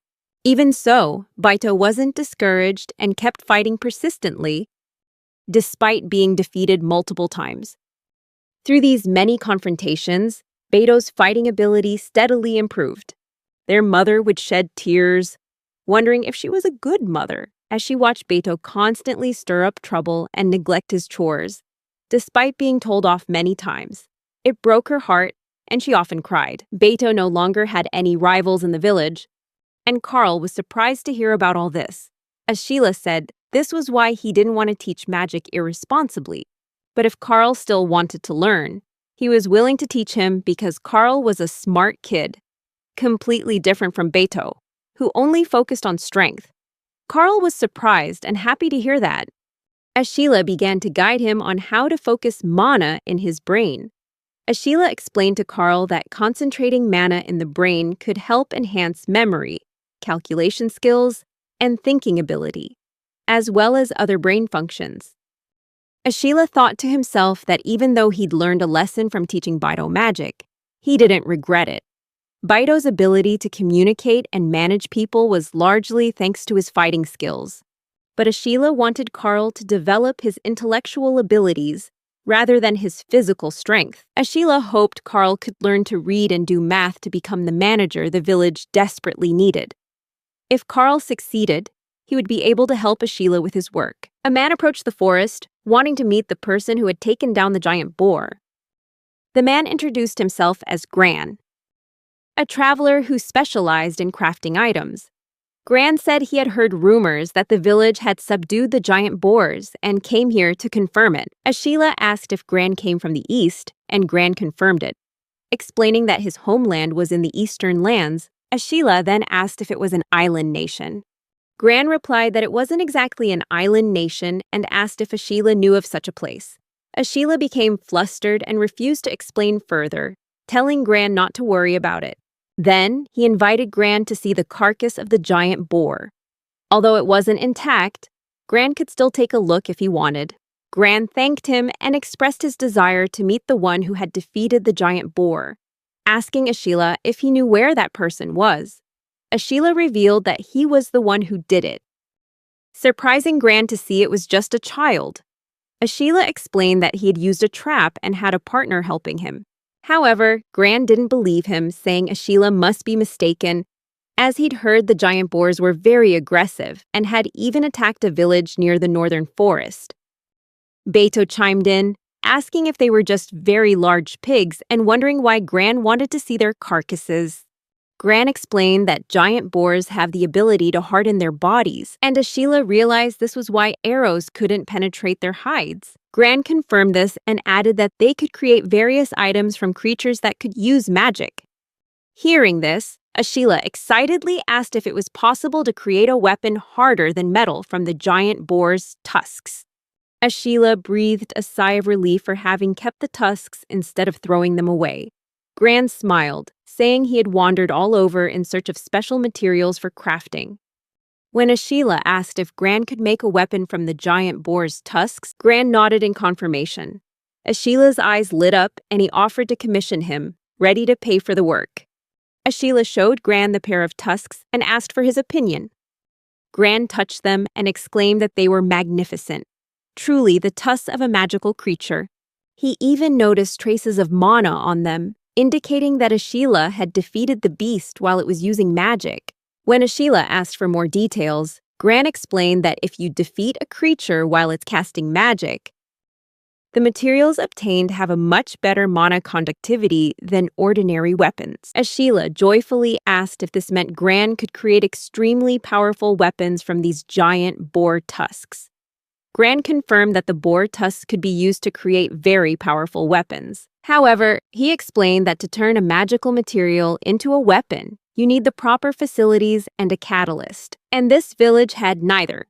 So crafting it was impossible. Ashila asked specifically what was needed, and Gran said he needed a furnace capable of controlling high temperatures and a mana core from a magical creature as a catalyst. Ashila understood what a furnace was, but asked in confusion what a mana core was. Gran explained that it's a part of a magical creature, essential for using magic, and each creature has a different type of mana core, which are very rare and hard to find. At that moment, Ashila took out the Valkyrie's horn and asked if it could be a substitute for the mana core. Gran looked closely, treating the horn like a precious artifact. After examining it, Gran said that although he could only guess, it was likely this horn could be used as a mana core, which left Ashila both surprised and thrilled. Gran asked if the horns were from a working beast, and Ashila was surprised to confirm that Gran knew about them. Gran then asked if those beasts were capable of using magic, and Ashila confirmed they were. Gran explained that a working beast capable of using magic is considered a first-rate product, leaving Ashila stunned. Gran said the last thing they needed was a furnace that could withstand high temperatures. They would also need other materials and tools, but the furnace was the essential element.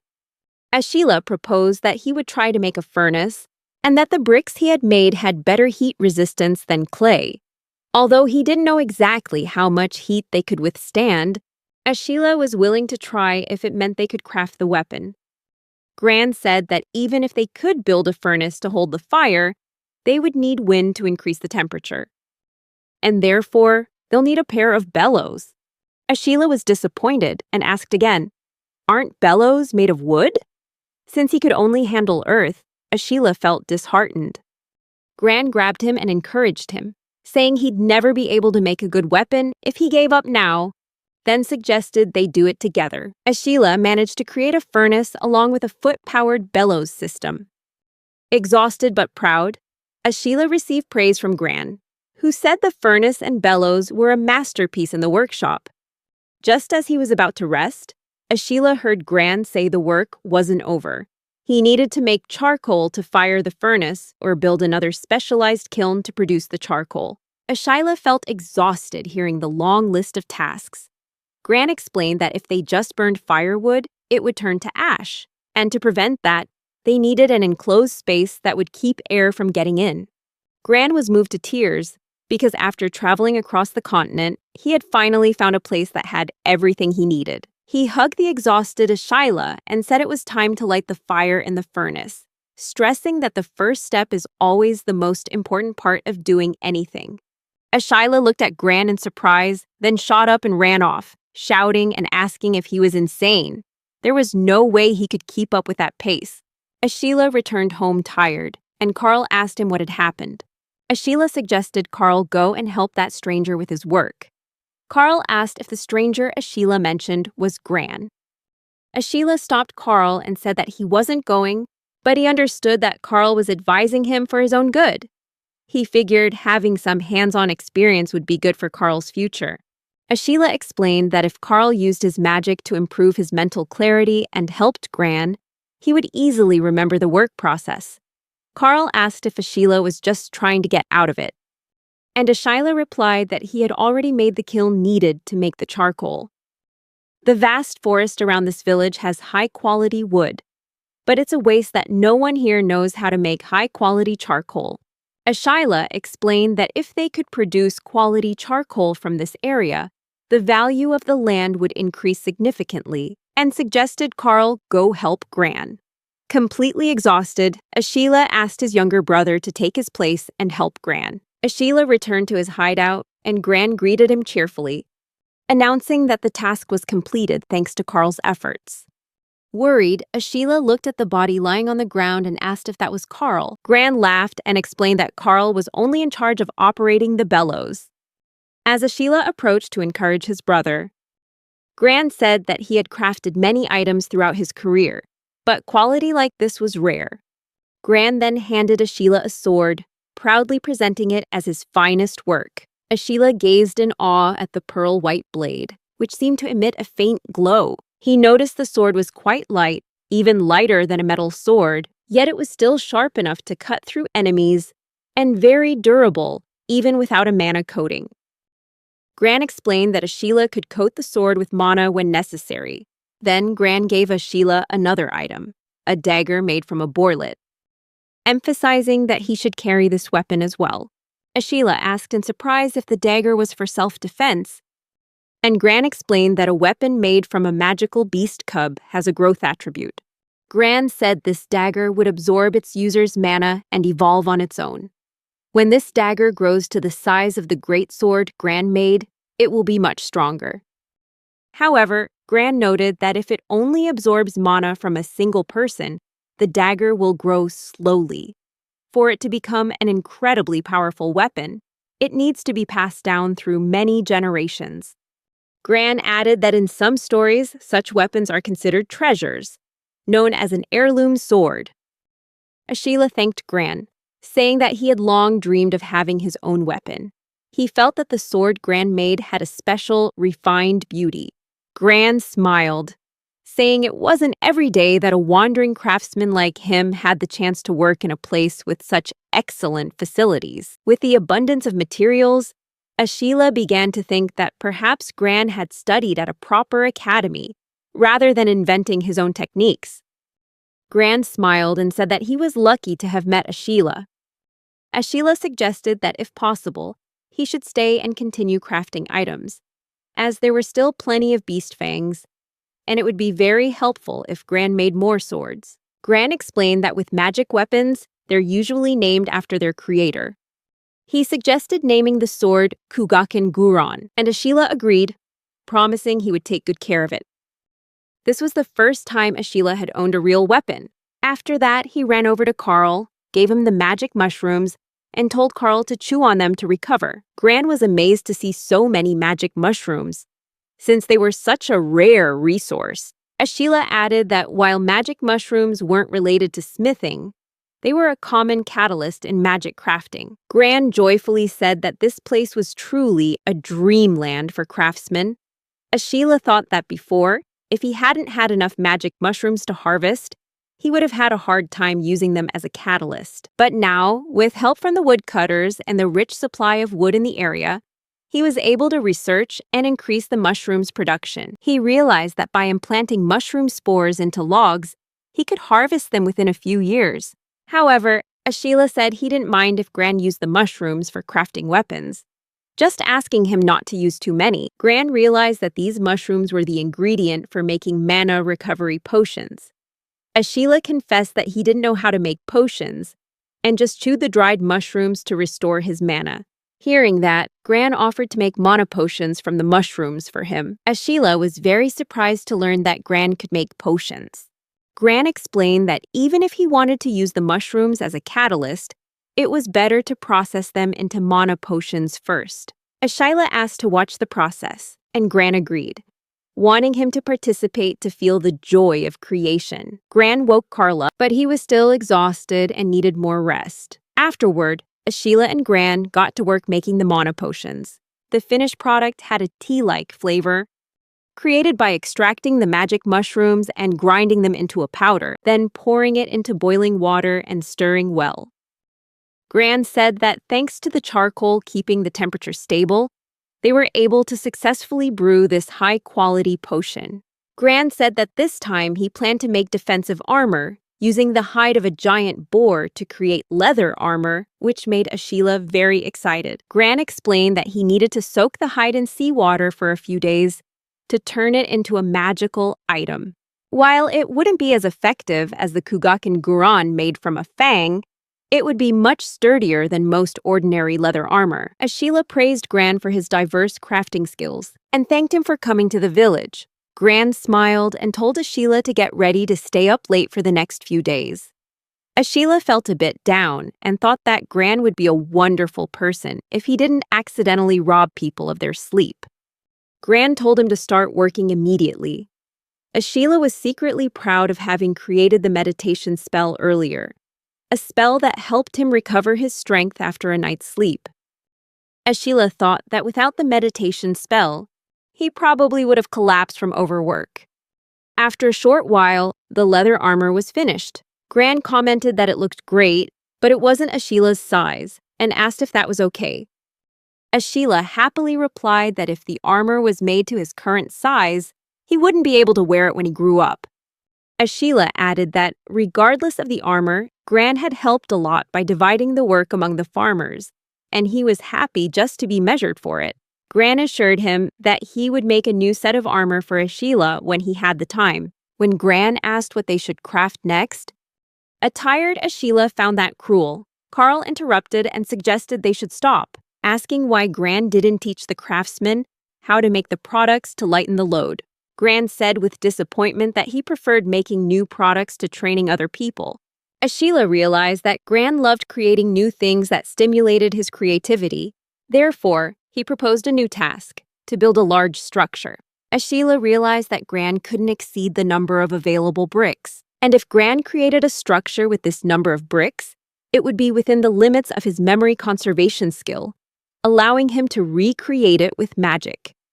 Ashila said that if Gran could create a magnificent house for himself with those bricks, he could use magic to recreate it later. Additionally, Gran was allowed to use mortar, and the house should be designed to be habitable. Gran heard about the limitations and grew excited, seeing it as an interesting challenge, and got to work. Ashila succeeded in keeping Gran busy and decided to experiment with something on his own. He noticed that the Kugaken blade Gran had created from the giant boar's tusk and the Valkyrie's horn already possessed the harden ability. This made him curious whether he could discover more effects from other materials. Ashila gathered the materials: a mana potion, a heat-resistant brick, clay from his magic, a Valkyrie's horn, and a giant boar's tusk. To create the core material, he had to break down the heat-resistant brick into clay and then fire it. Using knowledge from his past life, Ashila mixed the ground heat-resistant brick, the horn, and the tusk into the clay. In addition, he poured a boiled mana potion into the mixture, creating multiple samples with different ratios of each ingredient. After carefully shaping them, he put them into the kiln, but the initial results were not as he expected. Determined to improve, he adjusted the amount of mana potion and the required time, then focused his strength on compressing it. Finally, he created an extremely durable brick. Unlike the previous reddish-brown bricks, this one had a color like marble. This was his new invention, the hardened brick. Looking at his creation, Ashila realized that just by adding a catalyst and special ingredients, he could create such a high-class material. He also began to understand why Gran was so passionate about crafting. Because he could only use earth-related magic, Ashila had always yearned to create bricks as durable as metal. No matter how many times he tried to imagine it, his bricks still fell short. Ashila thought that the memories and mindset from his past life were limiting his creativity, so he needed to experiment himself to create a brick with the hardness of metal.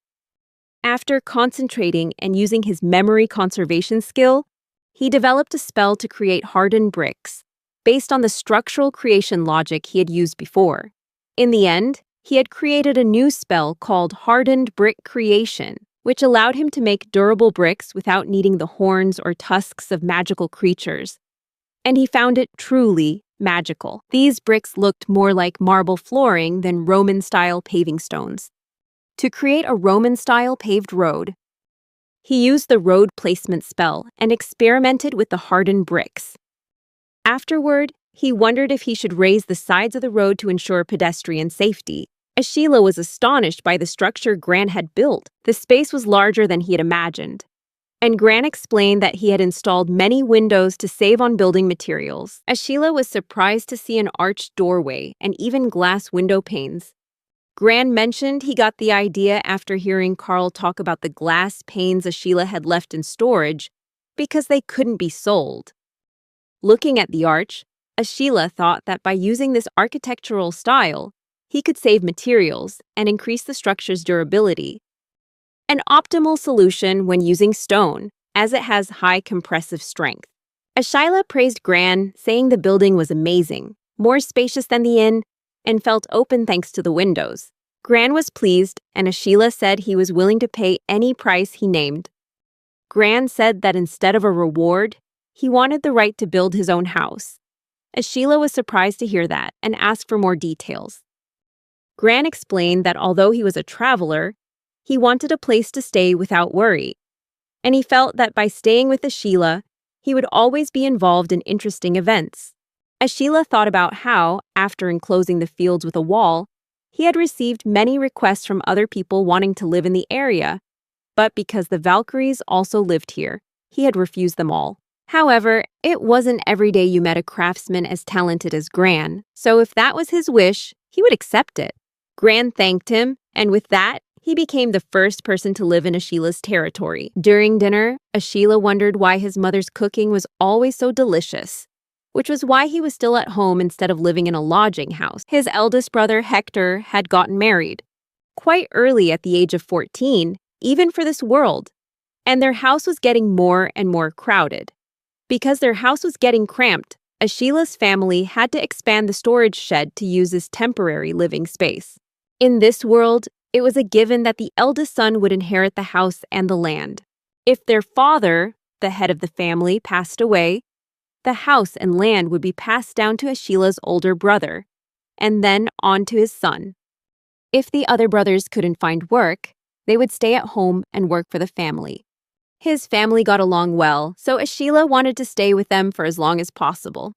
However, Sheila had been preparing to become independent since he was 5 years old, so he decided to leave his parents' home. First, he prepared the land in the development area and moved the base near the southern wall to the center of the plot. Then, he would recreate Gran's house design, using the same amount of mana as he did for the lodging house. This time, he changed the material from regular bricks to hard bricks. Sheila built 4 1-kilometer-long walls surrounding his house, then paved roads from the center of the plot and connected them to the 4 outer walls. He set aside the land to the south, near the road leading to the village, for Gran to build his own house. Gran turned out to be a true creative fanatic. As soon as he received the land, he immediately started building his own house. Sheila built a few lodging house-style homes along the southern road for Beto. Beto wanted to leave home too, so he shared his new house with his friends and decided to rent out the empty rooms to people who wanted to work in the fields. Sheila decided the northern forest would be a forestry area, with lumber management and charcoal production to be located in the northeast section, supported by woodcutters like Madoc and the carpenters who had moved there. The northeast section was an area that would still need further development in the future.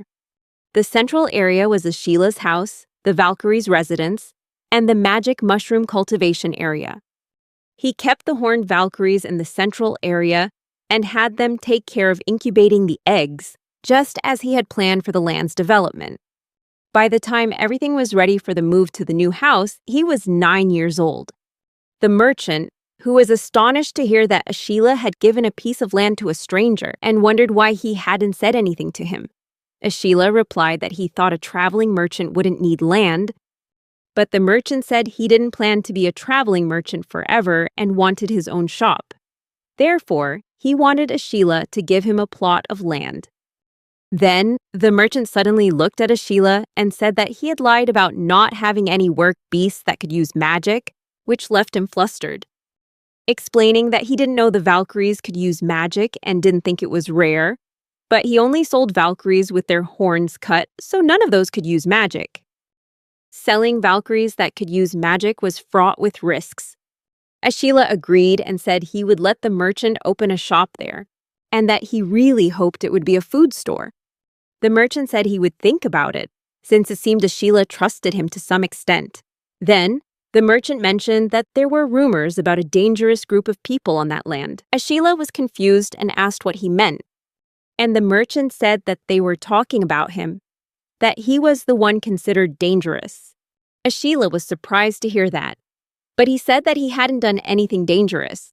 The merchant went on to say that if you thought about it, the nobility ruling the area might feel uneasy about a giant fortress surrounded by massive walls suddenly being built. He reminded him that it was almost time to pay taxes, so the tax collectors would be coming soon.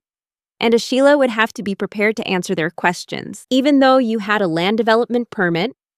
Anyway, when they collected taxes last year, they didn't say much, but this time Ashila was stunned to hear that his land would be declared the property of the Fontana clan. They would seize it by force and arrest him if he tried to resist. Poll taxes and land taxes were usually paid with the annual wheat harvest. The villages would collect the wheat at the village chief's house and send a representative to meet the tax collector. Ashila pays his taxes in gold, so the tax collectors have to come directly to his house, which means he has to entertain them properly. He has to clean the house and prepare food. It's quite a hassle.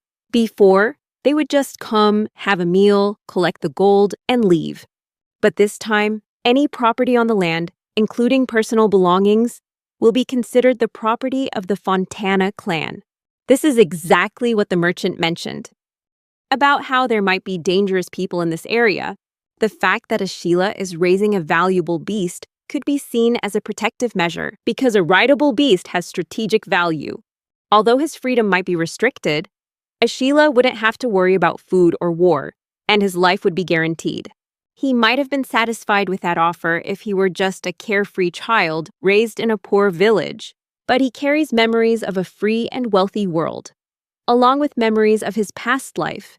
So he decided not to accept becoming livestock, existing only to incubate eggs. Just then, Ashila heard a noise from the stable behind the house. A man appeared with a blood-stained sword.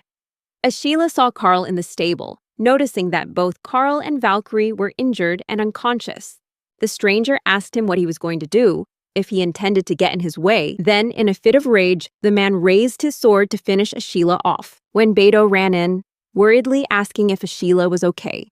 Ashila nodded and asked about Carl. Beto said Carl was fine, just unconscious. It seemed Valkyrie had protected Carl.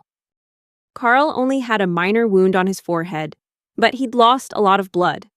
Beto asked again if Ashila was all right. When Ashila was about to be attacked by the soldier, he had used the scattershot spell to take him down instantly. Ashila told Beto that the man had vanished and that there were no wounds on his body. Beto replied that he wasn't talking about physical wounds.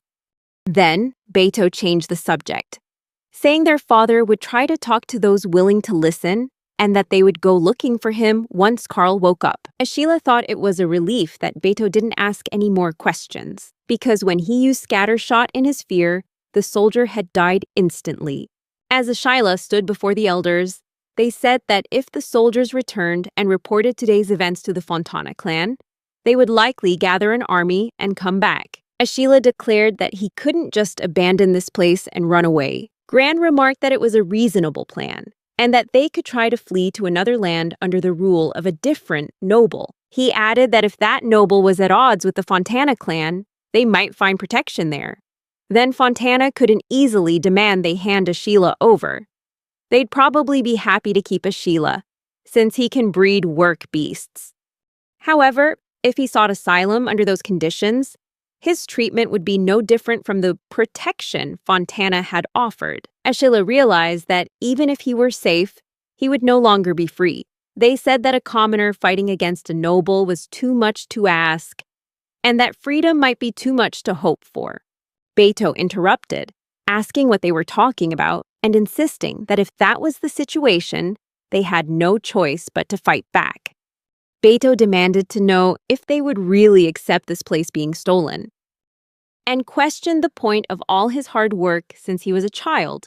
He also stressed that the next time soldiers came, all their loved ones would be captured, and Carl might actually be killed. He asked if they were really not going to stand up and fight. Beto declared loudly that of course he would fight alongside Ashila, and that it was an older brother's duty to protect his younger brother. He even added that he could probably ride Valkyrie better than Ashila anyway. Maddox said he would join too, because he couldn't just stand by and watch a child who was like a grandchild to him be killed. He mentioned that ever since he started managing the logging, charcoal production, and furniture making, the woodsmen no longer had to worry about going hungry. No one wanted to go back to the old way of life. So he decided he would side with Ashila if he chose to fight back, affirming that Ashila was now their center, and they would be willing to sacrifice themselves for him. Ashila thanked him, while his father said that if everyone was going this far, he couldn't just stand by. As a father, he would stand by his son's side and protect his family. Ashila never expected to gain allies who were willing to risk their very lives. Then, the merchant said that if everyone had made up their minds, he would help too. He would gather information from other traders. Ashila asked if that was all right, since merchants don't usually do things that don't turn a profit. The merchant replied that if Ashila were no longer here, he wouldn't be able to monopolize the business involving magical beasts of labor either. The merchant said that he believed in Ashila and asked him to focus on finding supporters. Since he was good at thinking about things like that, Ashila smiled and said that when this was all over, he would prepare a large plot of land for him. Ashila realized that everyone here was fighting for his freedom, to protect their families, their land, and their lives. To win his freedom, he would fight against the nobility, and to do that, he had to start by gathering people together. He needed to find others willing to stand and fight with him, just like the people here. Ashila thought about a worthy reward for confronting the nobility. He wondered if he just paid them. Would they run away when things got dangerous? He needed to find people willing to fight for a cause, not just for material rewards. Then, Ashila announced that he had decided on the reward for those who would cooperate. The reward would be his unique magic. And the villages that had witnessed his power would surely understand what a priceless reward this was. The magic to flatten land, improve soil, and build walls were all large-scale spells for development. Ashila said that through a naming ceremony, they could inherit his magic. Then he declared that from now on, he would take the title Ashila Baruka and would name the village Baruka. Everyone here would also have the surname Baruka. Maddox tried to object, but Ashila explained that if they wanted to confront the Fontana clan, they would need to raise their status to be seen as equals they could negotiate with. His father was astonished, saying he'd never heard of anyone other than priests being able to perform a naming ceremony, and that this was extraordinary. While everyone was still skeptical, Ashila immediately created a magic circle in front of them. They were stunned as they watched Ashila perform the naming ritual. He declared that everyone needed to decide right now. If they stood united with him, they would take the surname Baruka. However, Ashila warned of the potential risk in this ritual, especially for those who already had names. To ensure their safety, they would keep their given names and only change their surname to Baruka. So from now on, they would be called Baito Baruka, Ashira Baruka, Tryon Baruka, Grand Baruka of. After that, Ashila prepared to perform the naming ceremony for each person. Beto recounted that his childhood memories were almost nothing but hunger and hardship. Due to the Great Famine, the harvest dwindled and most of what they had was taken for taxes. In the midst of all that hardship, Beto's 3-year-old younger brother had started working in the fields, wasting his energy on something Beto thought was pointless. Beto thought his little brother was an idiot because he'd always been a bit strange since he was little.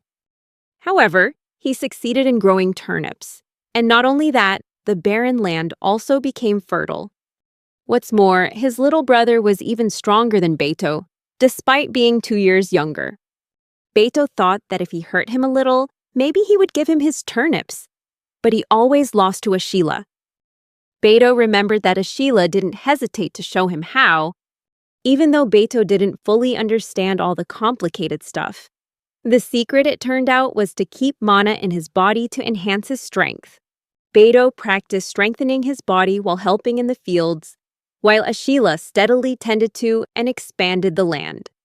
Ashila also hatched eggs and offered them to the nobles, and in exchange, he received his own plot of land.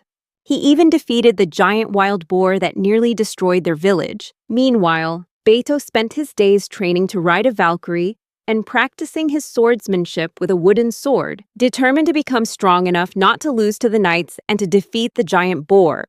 Because he was the older brother. Back in the present, Ashila was exhausted. He already knew that magic would put a huge strain on his mind.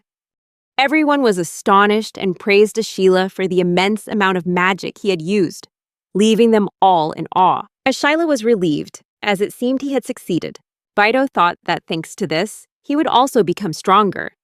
Ashila then told everyone to spread the word to the villagers and gather their forces, announcing that the nobility was plotting to seize all the land, property, and even the people in his territory, and that they were also planning to kill him and Carl. Ashila declared that they would stand up and fight to protect their rights and their lives from the oppression of the nobility. He hoped that this message would resonate with the people, so that anyone who wanted to protect their family and themselves could receive his magic and a piece of his land, calling on everyone to unite and fight alongside him, explaining that helping him would be beneficial. They needed to gather as many people as possible. Beto eagerly accepted the task, saying to leave it to him. Matic also said he would speak with the woodsman. Ashila turned to the merchant, hoping the old man could gather information from the streets. The merchant understood and promised to check on the size of the noble's army, and then told Ashila to be careful. Ashila nodded. He reflected on how he had never lived with the intention of one day confronting the nobility, but now he needed a backup plan in case he couldn't gather enough people. Normally, when summoned to war, they would lose about 50 people. And if they could gather 78 this time, it would be a considerable number. He also thought the woodsmen would be willing to help, as they were very diligent. Beto, who was popular among the youth as well as the poor who had jobs because of the fields, would be an invaluable asset for recruitment. These people couldn't live without work in the fields, and now they would fight to protect their rights and their lives, seeing that as the most important factor. Hector said he would go with Ashila and ask the girl to take care of his mother, Ira. Meanwhile, Ashila saw Hector performing brick-making magic and never expected that he would one day be able to use magic for anything other than daily life. The name Baruka had been granted by Ashila to the Linda villagers, who were willing to fight by his side, giving everyone the ability to use magic. Ashila felt that sharing the Baruka surname had created a strong sense of unity, even though the fight with Vargas was unexpected. As a result, he was able to prove his ability to unite people under a common goal. The villagers held on to the hope that, even though Ares was very strong, they might be able to defeat the nobility if Ashila led them. Ashila wondered if there were people who would have abandoned him if the situation had turned against them. However, after the battle with Vargas, everyone was filled with a desire to fight, to set up camp, and told everyone to spread out and use land-flattening magic. Hector called Ashila General and asked what he planned to do next. Hearing this, Ashila was surprised to be called General, but Hector laughed and explained that since he'd gathered everyone together, he was their general. Ashila shrugged, saying it didn't matter, and said that everyone was just here to protect their friends and their village from Vargas. He affirmed that the decision to advance on Linda village was the right one. The group decided to set up camp near the river south of Baruka village, about halfway between the cities. They noticed the river wasn't too wide, but it ran deep, and there was only a limited area where people could cross. Ashila told everyone to prepare the camp and start flattening the ground to secure their position. After that, they erected houses, stunning Ashila as he saw they had built an entire village in just one day.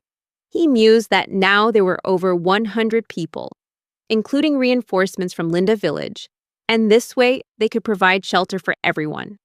Ashila then told them to build a defensive wall. Everyone used wall creation magic and built the protective barrier. He marveled at the fact that everyone could use the same type of magic without him having to teach them directly. When you perform the naming spell, all information about your magic is transmitted directly into their minds. Anyone you name can use every spell you've ever created. However, there were some who couldn't use the world creation spell. Rather than being unable to use it, it seemed they couldn't process the magical information. Ashila made a note of everyone who couldn't use this spell, then focused mana into his eyes to get a better look. As he observed them, Ashila realized it was the same situation as with the road laying spell. The people who couldn't use these spells all had lower mana reserves to begin with. When he tried to use a spell that exceeded his own mana limit, he had passed out too. The wall creation and road laying spells consume more mana than the others, and when a spell requires more mana than a person has, the information for it isn't processed, and the spell won't enter their mind.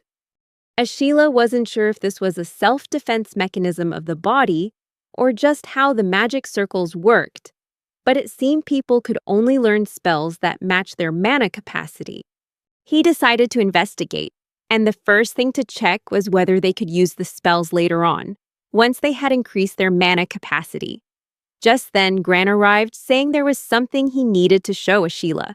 He presented a suit of armor, which Ashila praised with delight, saying it looked great, even though it was finished in a hurry. Gran explained that the armor was designed for a specific purpose and was very sturdy. After the fight with Vargas, they realized how dangerous it was to be on the front lines without proper equipment. They had received the swords, and Hector commented that while the blade was a bit light for his taste, he figured he couldn't be too picky on the battlefield. Ashila had given the Kugekin swords to those closest to him, like his father and Maddox group, because they understood his intentions and could give instructions to the other villagers. Ashila had gathered reliable comrades and now had a core force of 45 people. He had also solved the equipment shortage. There was just one thing left to do when the merchant came running up, out of breath, to announce that he'd found the enemy's schedule and route, revealing their numbers were as high as 500. They were stunned to hear the number, and Ashila thought to himself that normally only about 50 men were summoned from Baruka village, yet the enemy was bringing a force 10 times that size. Then, the merchant said he was amazed Ashila had actually built walls there, and had even managed to build a base and gather people from the neighboring villages. He said Ashila was likely exceeding the Fontana family's expectations. Ashila agreed with him, telling himself that the difference in numbers was just too great. To attack a castle, you normally need 3 times the number of defenders.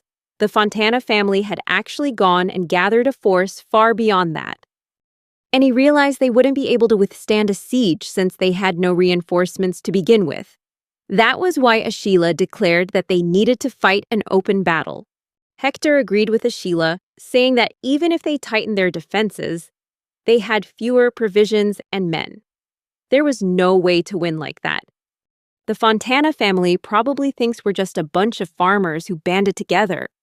But in reality, we're a group capable of using combat magic. Ashila said that if they could inflict damage before the army figured out a counter strategy, they would have a chance to win, and since they only had one shot, they had to ambush the enemy.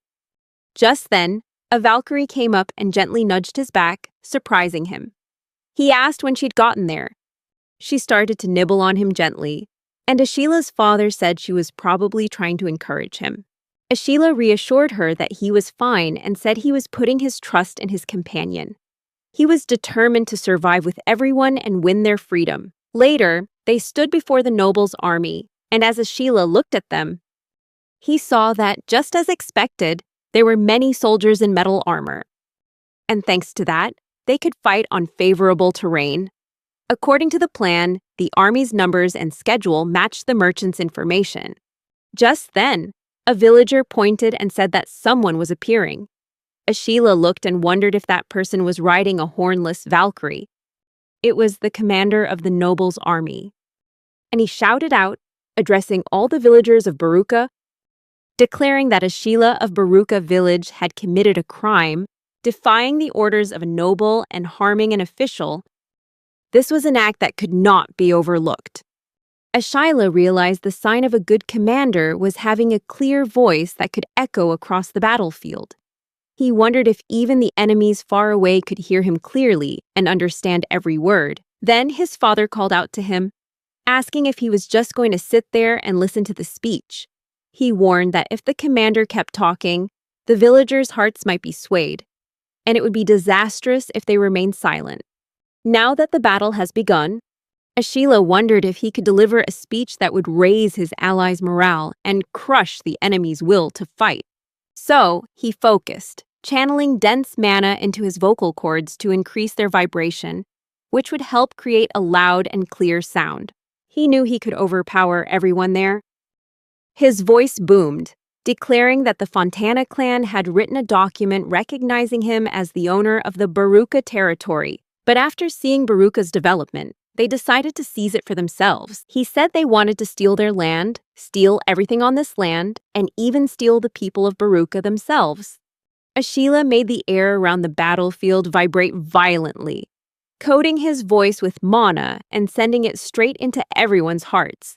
He told the people of Baruka that they must protect what is theirs with their own strength, and that the Baruka clan would not bow to the tyranny of the nobles. They would no longer stand for the nobles' wicked deeds.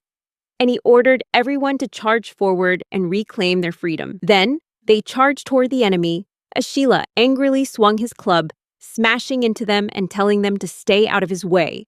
As the enemies were sent flying, Ashila realized that he had knocked them far away with just a single swing. The Kugakin sword was too short for fighting on horseback, so he created a spear out of hardened brick. Most importantly, he was using physical enhancement magic, which, combined with his immense physical strength, made his use of refined mana exceptionally powerful. He shouted for everyone to get out of his way, or they would be knocked aside. Ashila knew he had to press this advantage and charge, so the enemy wouldn't get a chance to stop him with spears and shields or rain arrows down on him. Furthermore, the sight of a child sending grown men flying must have shattered the soldier's will to fight. Because of that, he didn't need to overpower the conscripts by force. The only one he needed to defeat in this battle was the commander riding the hornless Valkyrie. Then Ashila heard Beto shout a warning for him to stop, telling him he was charging too far ahead alone. Ashila realized that a large gap had opened up between him and the rest of the Baruka clan. Thanks to their physical enhancement and dispersion techniques, their fighters were far superior to the enemies. Even though he was just a child, he could still amplify his strength enough to send grown men flying. After all, it was probably because ever since he was a child, he had been absorbing mana from the air and his food to refine his mana pool. But he wondered if their magic was weaker than he'd expected. He realized that other people simply used the mana stored within their bodies. Naturally, their magic wasn't nearly as powerful, and Ashila wondered if that was the case. He realized there was a direct link between the size and quality of one's mana pool and its overall power, and understood that's why very few people could match them. Ashila called out to Beto and Vargas, telling them to come with him, and asked his father and Matic to lead the others in the rear guard. He said they would target the group of armored soldiers in the center of the enemy's formation. Beto and Vargas were the main strength of the Baruka forces, and those armored men were undoubtedly the core of the conscript army. If they could break through them, the enemy would completely lose their will to fight. He thought that dispersion would be much more effective when dealing with full plate armor compared to the others, as they were much easier to handle. And so, they tried to stop him, but he charged forward, deciding that simply breaking through their lines would be enough. He leaped and slashed at them with his sword, but it had no effect. Even worse, it left him exposed. Ashila was shocked that they weren't sent flying, wondering to himself if they weren't weaker than he had anticipated. He realized their equipment was excellent, and they had significantly more mana than the conscripts. But the quality of their mana was identical. Thin and fragile, no matter the quantity. His own dense, potent mana was far superior, and he realized that the density of one's mana had a huge impact on its power. He said it'd be easy if they just took down 10 at a time. Beto, in the middle of the fight, furiously muttered about what a completely insane commander they had. Then, the commander of the nobles' army spoke up, saying it seemed he had underestimated him, and declared that this little rebellion would end right here, before asking if he was doing well. Ashila was stunned as the man remarked that he'd only been a small child the last time they met, guessing that Ashila probably didn't remember him. He introduced himself as Raymond, the head of the Fontana family and the ruler of these lands. Ashila remembered the man leading the army. There was no way he could ever forget him. He was the one who had cut the horns from the Valkyrie he'd presented to the Fontana family, and also the one who had granted him the right to purchase his own land. And now, here he was, trying to take everything away from them, the head of the Fontana family, Raymond. He remembered that his name had been on the notice the tax collectors delivered. Ashila seethed with anger, wondering how this man dared to trample all over the fruits of his people's honest labor, with absolutely no regard for anyone else. Beto yelled at Ashila to calm down and look around him. The armored soldiers were retreating. Vargas said that while it was hard to be sure, it was obvious Raymond had revealed himself deliberately to stall for time. Ashila realized he had lost all the momentum he'd just created, as he saw the nobles' army preparing to cast their spells on him. In that world, every noble possessed their own unique and powerful magic. Their ability to wield powerful magic is what puts them in a position to rule the land. But no matter how strong a person is, they can't fight alone. That's why there are naming ceremonies, where nobles who can rally commoners grant magic to those who excel on the battlefield. However, magic is a powerful thing and can be a danger if granted to the masses. There was a betrayal once, and since then, a process was put in place for earning magic. Specifically, the process for a commoner to receive magic is as follows. First, they must fight on the battlefield repeatedly, accumulate achievements, and earn the trust of a noble to become a sworn warrior. After that, they work as an attendant for a night and receive recognition for their merits. But if someone is poor at magic and useless on the battlefield, they'll be stripped of their family name and exiled. And that's how the system works, where knights and minor nobles rule the land. What Ashila did was like exploiting a loophole in that system. His family, the Baruka, are a symbol of earth magic, and his opponents is the ice magic of the Fontana clan. When Raymond gave the order to attack, all the soldiers fired sharp ice spikes at them. Ashila realized he was surrounded and couldn't protect everyone by himself, so he decided to trust in his comrades. With a Kugaken sword filled with mana and body enhancement magic, he could deflect this attack, but it required hand-eye coordination. He split his mana between enhancing his physical body and his eyesight, then cast the spell. Suddenly, everything seemed to move in slow motion as he cut through the ice spikes. Ashila had never used mana for 2 different spells at the same time before, so this was difficult, but he managed to stay in control. He looked at Vargas and guessed that the reason he handled the scatter shots so well was because he'd fought against knights on the battlefield before. But he was surprised to see Vargas struggling and wondered if he was okay. Even though both his sword and his body were hardened, that didn't mean they were immune to damage, and he realized Vargas had dealt with most of the scatter shots by dodging. But if he dodged now, the shots would hit Beto and Ashila. So Vargas put himself on the line, and Ashila thought that was incredibly cool. Ashila remembered the last time he brought Raymond the Valkyrie. He could only stand by and watch as they cut off its horn.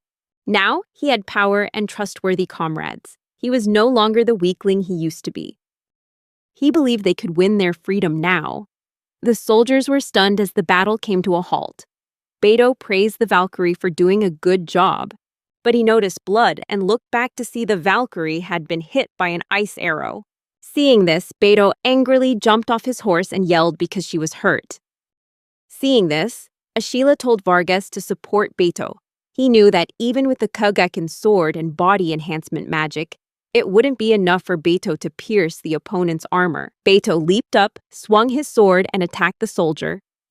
Ashila was astonished to see Beto actually shatter the enemy's armor and realized he'd never really paid attention to his little brother's strength. He had only compared Beto to the other kids in the village. And now, knowing the knights were out of mana, he thought Beto was strong enough to defeat them on the battlefield, stronger than he'd imagined. Seeing Beto overwhelm them with frantic strength while Vargas guarded his back. Ashila realized that they didn't seem to need his help, and thanks to Beto drawing their attention, the number of knights focused on him had greatly decreased. This was his chance to end the fight. Raymond was surprised to see they had magic swords, and that Ashila's physical strength wasn't half bad either. He asked how Ashila had managed all that.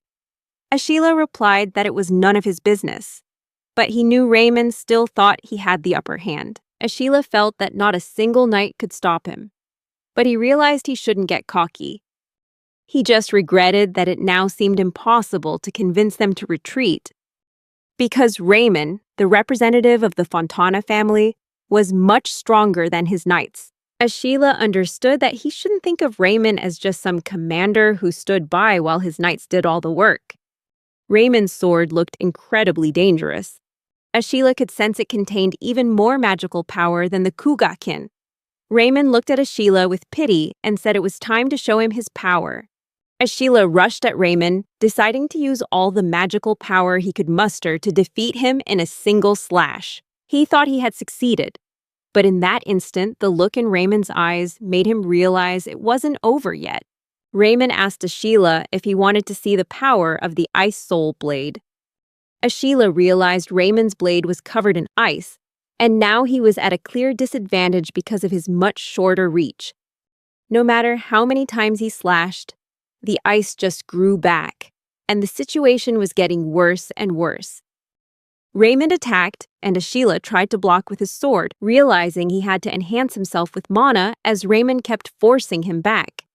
Then suddenly, he was knocked off his horse, stunned by the realization that there were people in this world who were unbelievably superhuman. As Raymond advanced to strike Ashila down, Ashila realized he couldn't possibly outrun a Valkyrie on his own 2 feet. He immediately used scatter shot and fired at the Valkyrie's leg, causing her to fall and leveling the playing field. Ashila knew that Raymond's power was still greater than his, and if he missed this opportunity, it would all be over. He charged forward to attack Raymond, but knights immediately appeared to protect him. Enraged, Ashila swung his sword, but the knights ruined his chance with their seamless coordination.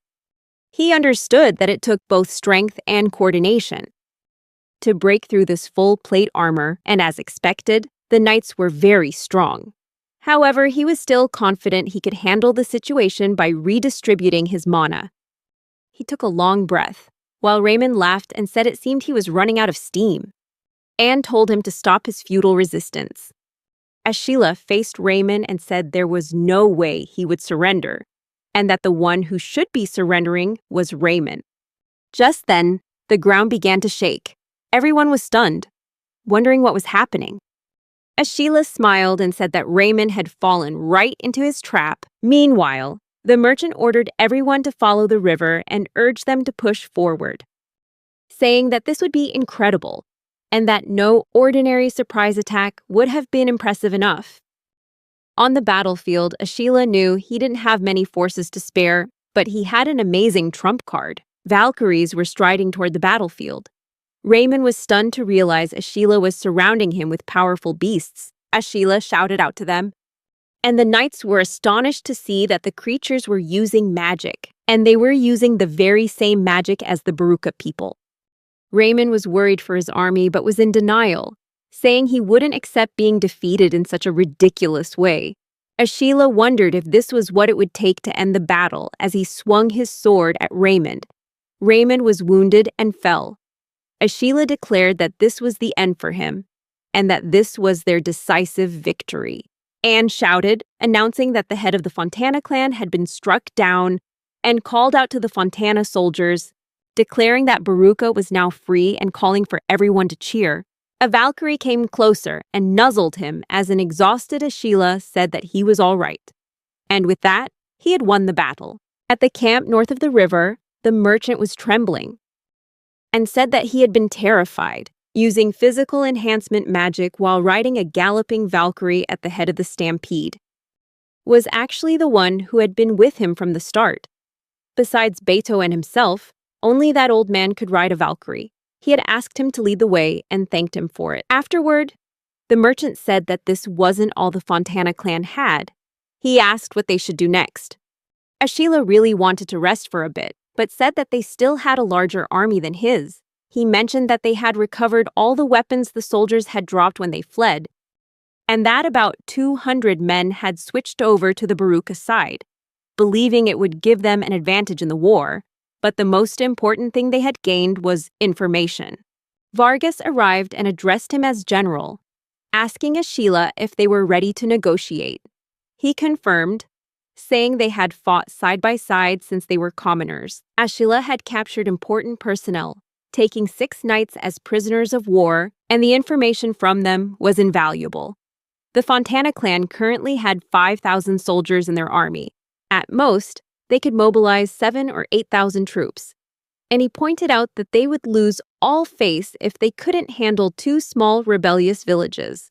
While he was fighting, other nobles might see an opportunity to profit by intervening. He realized this would be a war of attrition, not because they wanted to fight, but because they had to show their strength. They had to appear strong enough that the enemy wouldn't risk a fight, which would allow them to negotiate. He announced they would build a castle, saying that a castle wasn't just excellent for defensive battles, but was also a symbol of power. He figured that this world lacked science probably because magic existed, so all the fortress walls followed simple designs. He said they had the river, so they could make a moat. Gran arrived, excitedly saying that it sounded great, but the current walls weren't good enough to be castle walls. Gran explained that they needed proper castle walls, with stairs to climb to the top and a wall to protect those on it, as well as tall watchtowers at the corners. Ashila was amazed to hear that and said that after building one, they could just copy the rest with a memory magic. Gran further suggested that they should build a road to receive supplies from the village and have a Velcad station in each watchtower. That way, they could be notified quickly when something was spotted, and they should also build a protective wall for Linda Village. Ashila said that they should first organize everyone into groups according to their magic level. Gran was overwhelmed, saying he never thought he'd see the day he'd help build a castle, and thanked heavens that Ashila's abilities far surpassed any rumors. Ashila was flustered and asked what Gran was doing, and if Gran had only joined because he let them do whatever they wanted. Gran said they should make a castle so amazing that even a noble would be surprised, so they began renovating the castle, building watchtowers and walls, along with a moat reinforced by wall creation magic and watchtowers for Linda Village. Roads leading to Baruka and Linda Village were also built. Ashila was thrilled to see the huge castles and decided to work on everything outside the castle.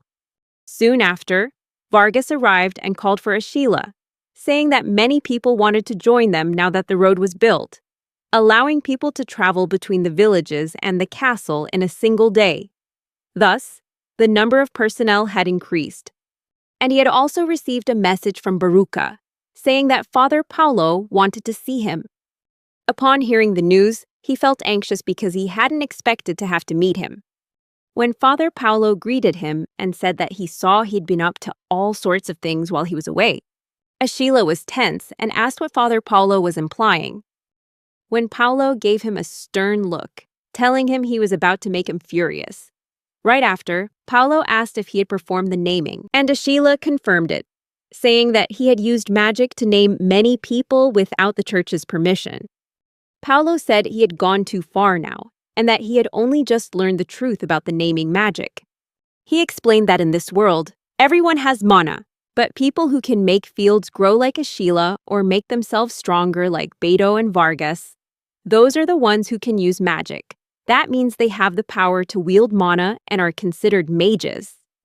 We are told that a mage can use simple magical arts just by using words, and that type of magic is called a spell, while those who use them are known as sorcerers. Then Paulo added that eventually someone invented naming, which allowed even commoners to use magic that previously could only be used by highly specialized individuals, and they called that person a mage.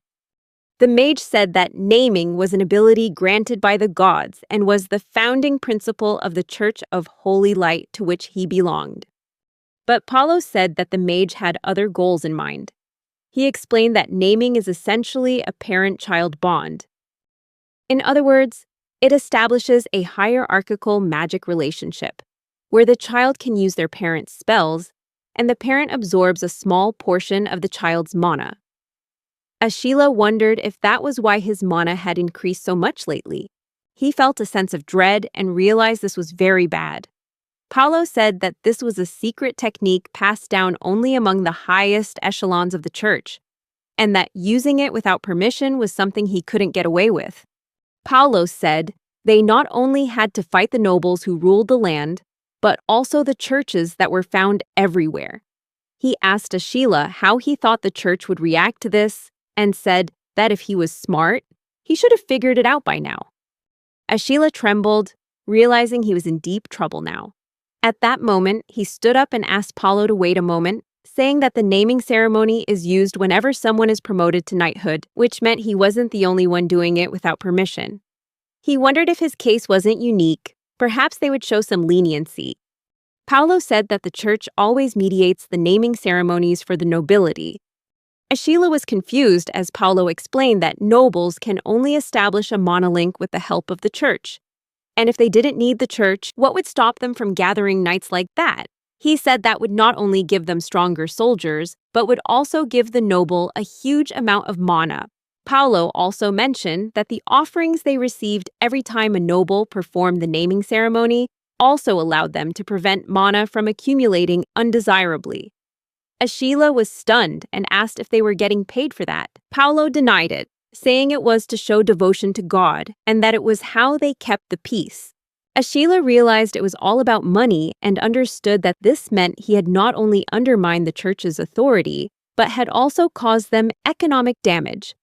He wondered if the mana from the child flowed to the parent, and if the parent also had a parent, would a portion of the mana also flow to Father Paulo? He confirmed it and said that his own mana pool had grown significantly. Since he named Ashila, he thought that maybe it was due to the high quality of the mana, but that wasn't enough to explain it. Ashila said that it was the Valkyrie he had named, but realized that afterward, all the Valkyries who were born would be able to use his magic. If that's true, he was shocked to learn that a portion of Valkyrie's mana was flowing through him to Father Paulo. Paulo replied that he didn't know what kind of scam he was running, but said that thanks to the mana increase, he had been promoted from priest to bishop and was no longer just in charge of the church, but the entire region. He said that there are far fewer bishops than priests, and because of that, he had gotten far in life. He added that one day, he suddenly learned a new spell and knew he had been promoted, and he could use healing magic. Ashila was confused and wondered if it was like the people he had named, who couldn't use wall creation or road-making spells. People with insufficient mana didn't even know magic existed. But those with enough mana suddenly became aware of it, and it felt as if the gods themselves had granted them that power. And at that moment, Father Paulo got to the main point. Ashila grew anxious, thinking all of that had just been a preamble. Father Paulo asked why he wouldn't just leave his future to him. Then the father began to summarize what Ashila had done, killing tax collectors and soldiers, inciting the peasants, attacking a neighboring village, and going to war with the Fontana clan, and capturing 6 knights, unjustly occupying their land. Ashila tensed up as he heard the father describe everything with such malice. The father continued, saying he had stolen the church's secret art, the rite of naming, used it for evil purposes, and spread powerful magic. Ashila realized that even though he had just cause in the war against the Fontana clan, circumventing the naming law was inexcusable. The only solution was to join the church. Father Paulo said if they found out he was using powerful magic, he would be excommunicated. Ashila was shocked and asked what that meant. The father replied that his current problem was his conflict with the church, and this was what he needed to report to them. The father said that he himself had granted surnames to the villagers in Volka's name, and that Ashila had acted through him, which would smooth things over, he suggested to his companion. Ashila said he didn't understand why Bishop Paulo was protecting him. The father told him not to worry, saying that Ashila's magic was the very reason for his promotion, and if Ashila were to disappear, his own position could be threatened. He added that Ashila was one of the people he had named, and he had used the naming ceremony to increase his own power, something he wanted to keep quiet. Ashila realized that their relationship was working out rather well. Father Paulo continued, saying that it was common to make small errors in reports sent to the higher-ups, but the higher-ups wouldn't do anything as long as his actions weren't too conspicuous. He said that the steps might have been out of order, but he would need to make a donation. Ashila understood that naming nobles was usually done through donations to the church, and if he reported that he had requested the naming from Bishop Paulo, everything would be settled smoothly. It would be strange if no payment was made, so he decided he would pay. But when he heard the amount, Ashila was stunned, realizing his entire savings would be wiped out. Father Paulo noted that the amount wasn't impossible to pay, but that normally he wouldn't have that much money. So he wondered if he had based the calculation on his assets. But then Ashila said that it was pointless to risk all his assets just to solve the problem with the church, and that they couldn't entrust his future, and everyone else's, to a solution that didn't include the Fontana clan. Father Paulo confirmed they still had the Fontana clan to deal with, and asked Ashila what he thought was the most important aspect of this disturbance from the Fontana's perspective, and whether he could defeat them next time. Father Paulo remarked that he really didn't understand the nature of the problem, and he said that the real question was the origin of the magical power the Baruka army had used. He stated that not many people could create conventional magic as he could, so there was no way a peasant or anyone else could have passed on such knowledge to others. In that case, Ashila wondered if foreign powers had granted magic to the Fontana peasants, inciting them to rebel just as the Fontana family believed. The father said there was no intervention from other nobles in this matter. It was purely the villagers' resentment against the seizure of their land. He had granted the magic he created to the Baruka peasants through himself. And the father said he would communicate with the Fontana family about this. Ashila asked worriedly if it was dangerous for Bishop Paulo to take their side. But he assured him that his explanation of how he performed the baptisms would be very convincing, and said that what mattered most was that the churches in Fontana's territory, including Baruka village, had fallen under his jurisdiction when he was promoted, and this would be to their advantage in dealing with the Fontana family. He also said this was to protect his own position, and mentioned that he would lay some groundwork first, but that it would be difficult without his generous contribution. Ashila let out a sigh of relief, understanding that he needed to brace himself for what was to come, and said they were entrusting the future of Baruka to Bishop Paulo. A nobleman entered and asked if Paulo was the new bishop, as his man had reported that Paulo was the priest in charge of Baruka village and knew Ashila quite well. The nobleman responded that even a bishop was on his side and asked if Ashila had enough power to influence even the church. Father Paulo approached him and announced that the negotiations with the Fontana family had progressed. Finally, the official negotiations between the two parties began, and said that everything was ready. They were heading to their usual spot, where they would hold an informal discussion to reach an initial agreement. Ashila had taken down one of the towers they'd built as a landmark, making the path there clearer. Just then, a nobleman approached and asked if he was Ashila. The nobleman asked if Ashila was sure he wasn't just a child. Ashila wondered if the man was underestimating him and asked who he was. The man introduced himself as Carlos, adding that his family name was Fontana. Ashila was stunned, especially when Carlos revealed he was the head of House Fontana. Ashila thought in surprise, who could have imagined the head of House Fontana would be so young? Carlos said that he had heard the whole story from the bishop.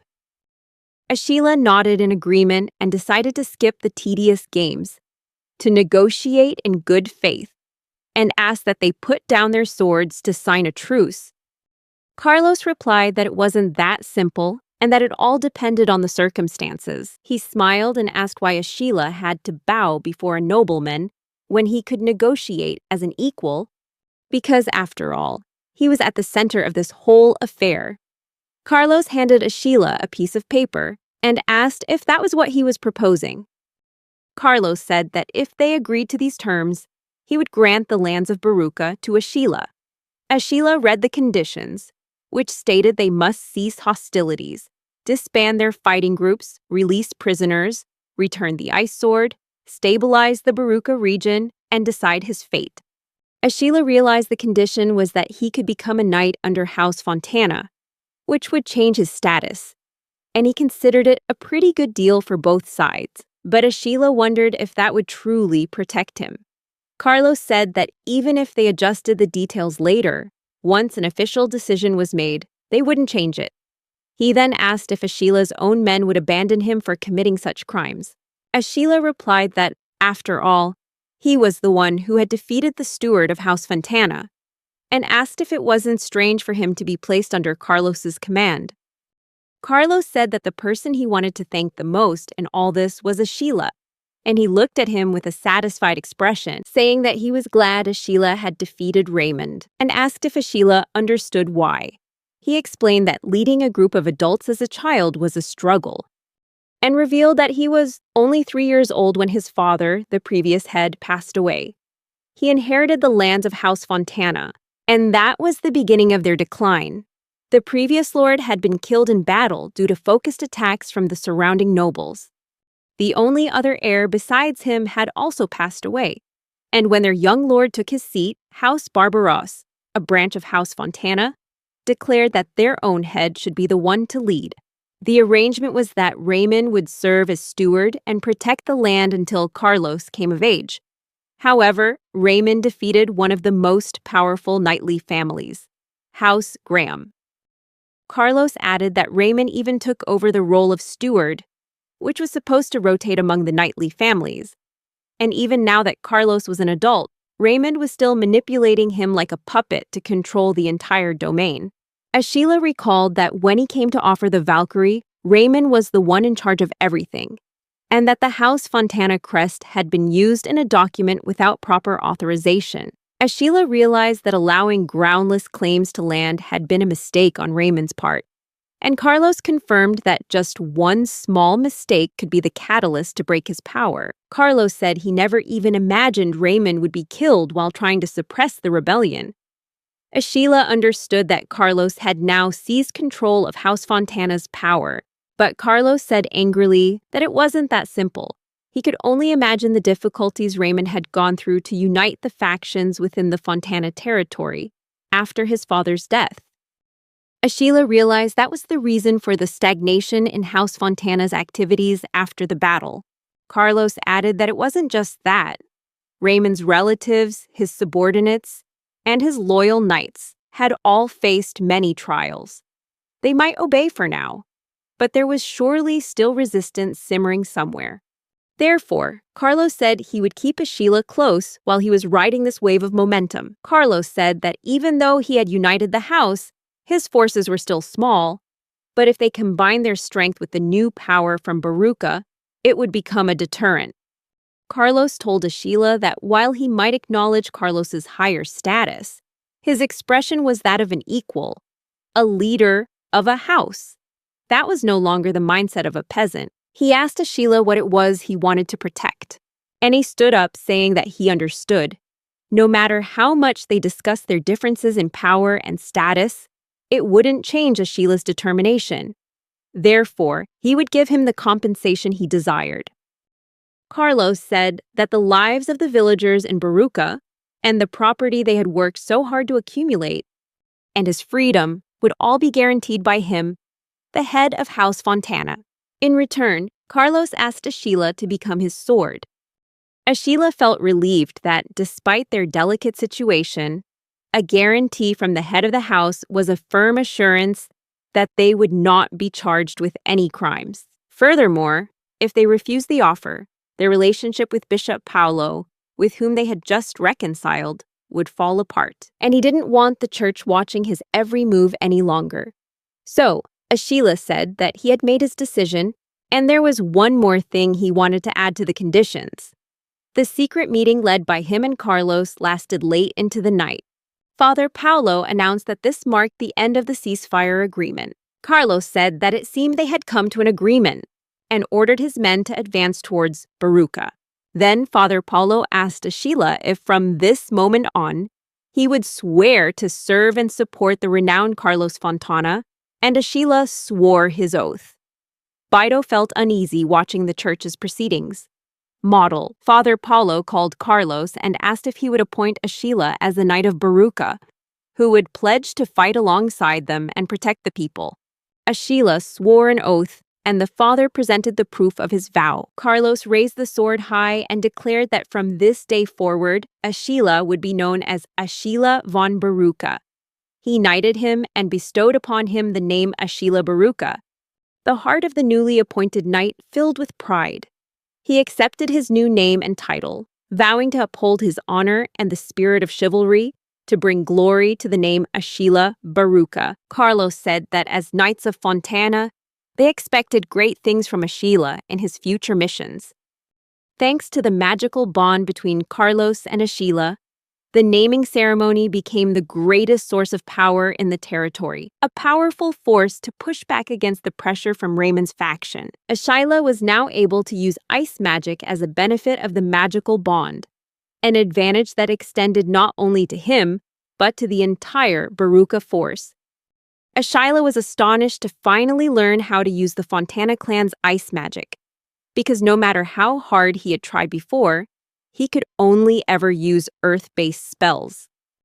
After completing all the formalities in a public ceremony, he was able to return to his former life. Gran asked Ashila if, now that he was a lord, there was anything he was eager to try. As usual, Gran excitedly said that annexing Linda Village into Baruca and making North River Castle his territory was a brilliant move, just as expected. Ashila said that Carlos's request was for him to manage Baruca Village, and he eventually gave in, not wanting to lose such talent and regretting having to give up North River Castle. He mentioned that some knights can become lords, but only a select few are chosen. Gran said there are things that must be done, more so than things he wants to do. Ashila realized it was time to make money and apologized to Gran, saying that he currently had no time to discuss matters of the heart as they had taxes to pay to the Fontana family. When a summons came, they had to gather soldiers and go to war. He knew that while they had the freedom to manage their lands, collect taxes, and hold trials, they also had responsibilities to fulfill. Ashila realized that if they failed to show loyalty, they could lose their hard-won territory, and decided he would create an organization that could handle internal affairs with ease. He thought it was necessary to establish a system that would generate revenue even when he was away. Where a lost noble lady's maid, named Lilina, asked what had happened, Lilina denied it, saying it was nothing. She asked for the book, as Lilina heard that Raymond, who had supervised Carlos since childhood and managed everything in the territory, had died in a peasant revolt, and Carlos had been a standout since he was a child. It seemed Carlos had succeeded in taking over the management of the territory. She concluded that if Carlos, with his limited practical experience, were to take over the territory, there would likely be conflict with the powerful knights who belonged to Raymond's faction. She praised Carlos as brilliant, for he was likely capable of politically exploiting the only person who shared his bloodline. Lilina felt the same way and guessed it was time for her to prepare for whatever was to come. Ashila summoned everyone and announced personnel changes within the territory of the Baruca Knights. He said they had Tryon Baruca, an excellent traveling merchant who would work with him in internal affairs. He then said that Tryon would be able to join their accounting department. Next, he expressed his wish for his brother-in-arms, Vargas, to serve as captain under him. Maintaining a standing army was expensive, so they would have to train farmers regularly to maintain public security. They needed people working regularly to create a standard. He mentioned that there were some who used offensive magic in their daily lives, and those people needed to be controlled more strictly. He said that things would be difficult, but he wanted them to persevere. He then told Maddock and the chief of Linda Village that they would join him as judges. They would form a triumvirate of justice, ready to deliver judgments with swift accuracy and unwavering conviction. If the involved parties couldn't resolve the issue themselves, they would hold a trial to settle the dispute. The problem was that without clear laws, it was difficult for those in power to listen to both sides and reach a mutual understanding during the decision-making process. Following the example of their predecessors, they decided to create a new set of laws. The new laws would usher in a brighter future where justice prevailed and fairness was upheld. He told everyone to move forward with confidence, knowing they were taking bold steps toward a better tomorrow. Gran remained in charge of crafting. He summoned everyone, saying they were about to participate in an experiment run by the council, alongside him and other experienced experts. He believed they would bring decisiveness to the decision-making process, and he placed his faith in every one of them to deliver the best results.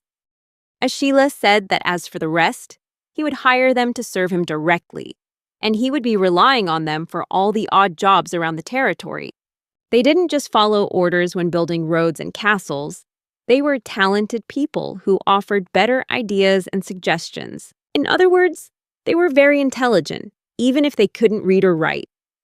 Ashila became ambitious and wondered why not put such talented individuals to work for the Baruka Knights and the territory, harnessing their full potential. He decided he would ensure their mediation skills were also used to the fullest, determined to leverage every resource at his disposal.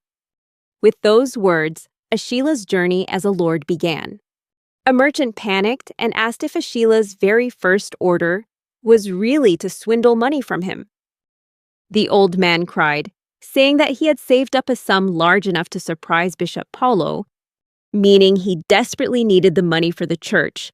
So he begged Ashila for financial support. Ashila, with an ambitious glint in his eye, figured that the old man doing business with him must also be making a huge profit. Ashila said he had prepared a wonderful piece of land and told him to consider it the land fee. The merchant said he would call it a generous donation to the Lord, and added that although the organization's foundation was set, he asked if Ashila was sure he could manage, having gone from a farmer to a nobleman. Ashila considered this and said he could be sent to the front lines as a pawn, and that there were people who would advise Carlos to take back his land if any weakness showed in his rule. Ashila knew that even though he had connections with Carlos's subordinates, the other nobles probably didn't like him. Therefore, he couldn't afford to rule the land in an ordinary way. He said with determination that they must elevate the territory of the Baruka Knights and make it stronger than anywhere else. The first step to achieving that is to create a system for making money. And to do that, they need to move beyond the barter system. Ashila said that he was thinking of opening a marketplace. The merchant was stunned to hear this and asked if he was in his right mind, since this would involve expanding to the distant northern regions. The merchant said that in a society where nobles are in conflict with each other, moving around alone can be a real hassle, and said that if you want to leave, it's the same deal. Pay up or you can't go. And if you want to enter, you have to pay a fee. He explained that every territory has its own checkpoint, and if you want to pass through another's lands, you have to pay a toll. The merchant said that to make matters worse, there were also troublesome guilds to deal with. In every territory and for every product, there are countless competing guilds, and there are always procedures and fees to handle. But he also mentioned that if they ignored the guilds and traded anyway, they could still be ostracized. He then added that the flow of goods would be unpredictable and prices would rise, and it would be a problem if money didn't circulate to the Baruka Knight territory. As Sheila suggested, why not create a free market where they could buy and sell freely without going through guilds, as long as it's within the things permitted in his territory? The merchant thought about it and said it would still be difficult, because they would still have to pay tolls and other fees in the other territories they had to pass through to get there. Sheila realized that the merchant, who had been doing business in this world for years, had a point. And that's why Sheila said they had to create a town and a system where merchants would gather voluntarily. So, he decided to start by securing a transport route with the town of Fontana, since they had already established this route, serving two purposes at once and also being a condition of the ceasefire agreement. Beto asked if the ceasefire agreement included the creation of a trade route. Sheila explained that for Fontana, that road was a military road and clarified that it wasn't what people might think. He added that, on the other hand, some people believe that not building a road is better for defense because it would slow an enemy's advance. And if there were any suspicious movements, they would use that road to respond quickly. Beto was surprised to hear they were that cautious. Sheila confirmed this and said that one of the ceasefire conditions was to keep the number of troops at North River Castle to a minimum. And that, in fact, he and Carlos had their biggest disagreement over who owned North River Castle. Sheila asked if they were aware that they could build a new castle in just a few days. But he said that didn't mean they wanted to damage their relationship with Carlos. They were turning North River Castle into a checkpoint and a transit town between Fontana City and Baruca Village. As for those who could use magic and had their own farmland, they were asked to return to their villages and expand their lands. They could hire the landless as seasonal workers to help push construction forward. So, in just 3 days, the road from Fontana to Baruca Village, which previously took a long time to travel, was completed and significantly shortened. Sheila was surprised to see how the people's road-building experience made the work go so quickly. Sheila praised everyone, saying they had done an excellent job finishing the work. Later, as everyone received their wages, Sheila announced that the road construction was complete for the day. The laborers grew anxious, wondering what they should do next, as they would run out of money and, having no land to farm, needed to find a place to live. Sheila overheard this and thought to himself that it was his duty as a lord to ensure that even the landless could eat. He believed that if people had a place to live, jobs, and food, the crime rate would drop. In fact, it was a crucial part of maintaining peace and order in the territory. So, with open arms, Sheila announced that they were welcome to live there if they wished, and everyone was very surprised to hear this. Afterward, on a large, flat plot of land outside the castle walls spanning a beautiful 4 square kilometers, they began to construct many inn-style buildings with 2 main goals in mind. Then Sheila told them he had arranged work for them, which made everyone rejoice. Sheila showed them a hard brick and explained it, saying it was an item that could only be found in Baruca. He said that getting the tusk of giant boars or the horns of Valkyries was not an easy thing to begin with. The most important thing he mentioned was the cultivation of magic mushrooms through magical infusion. If they infused the mushrooms with magic, they could harvest a great deal and could continue to harvest from the same plant for many years. Sheila said he wanted to monopolize the cultivation of these highly profitable magic mushrooms. And though the immediate income might decrease, the long-term benefits would be greater than the cost. He considered this a critical factor in increasing their chances of survival on the battlefield.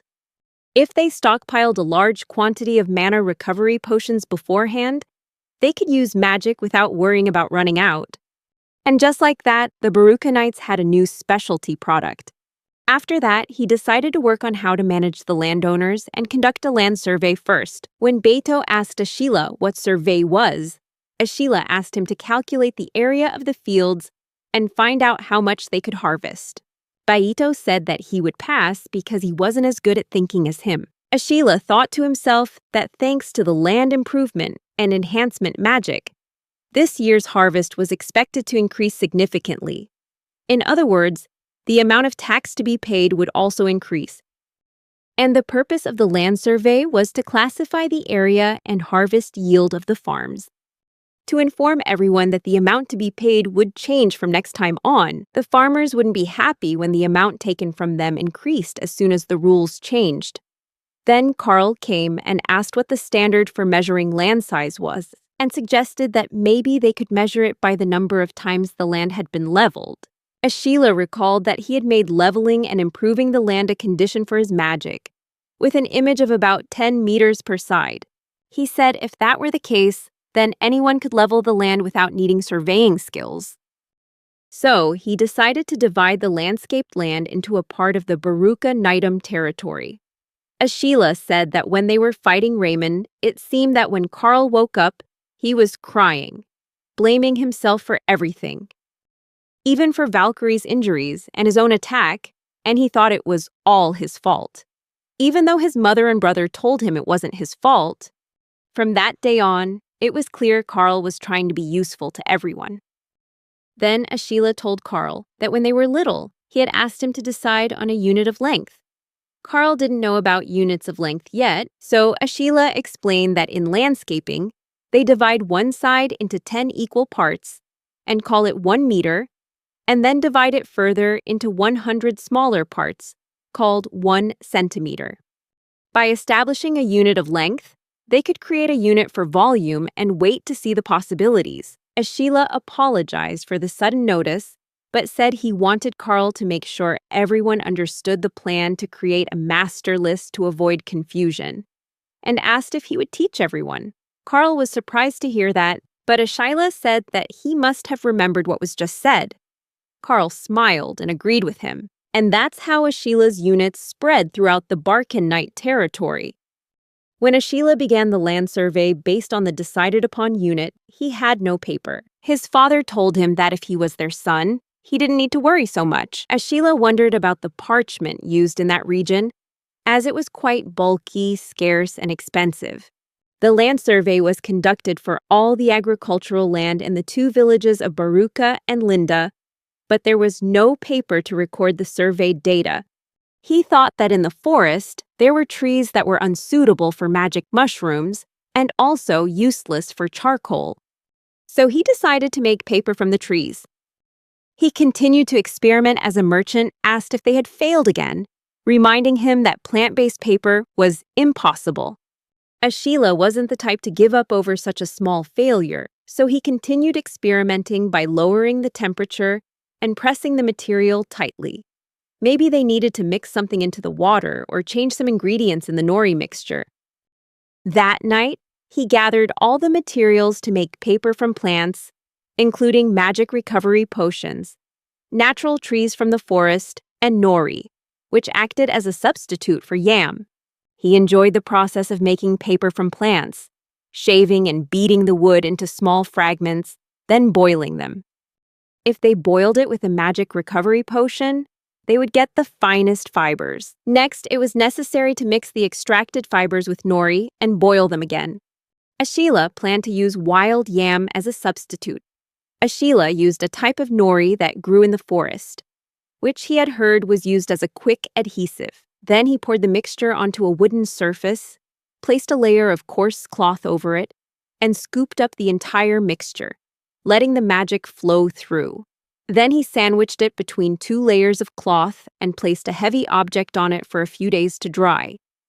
Finally, he had created a sheet of paper and tried writing on it. He was amazed to find that writing became much easier. Now, they could record the data collected during the land survey. When the merchant saw that, he begged Ashila to sell the paper. Ashila looked at him and asked if he hadn't just mocked him, saying that making paper from plants was impossible. The merchant replied that he never thought he could create such wonderful paper. Ashila asked if he would use the paper for trade, and he replied that he would use it for both record-keeping and selling the product. It was great to have thin paper that didn't take up much space. The merchant looked at the paper and said he had never seen paper that was so easy to write on before. He excitedly said that this paper would definitely attract buyers in the city. Ashila thought for a moment and said that perhaps they should create a dedicated area to turn the paper into a new specialty product. He realized something concerning. They were only providing financial support to the families of those who had died in the previous battle. For the widows, papermaking could be easier than farming. They wanted to be able to look him in the eye, even when they met in the village. That's how paper production began in both the villages of Baruka and Linda.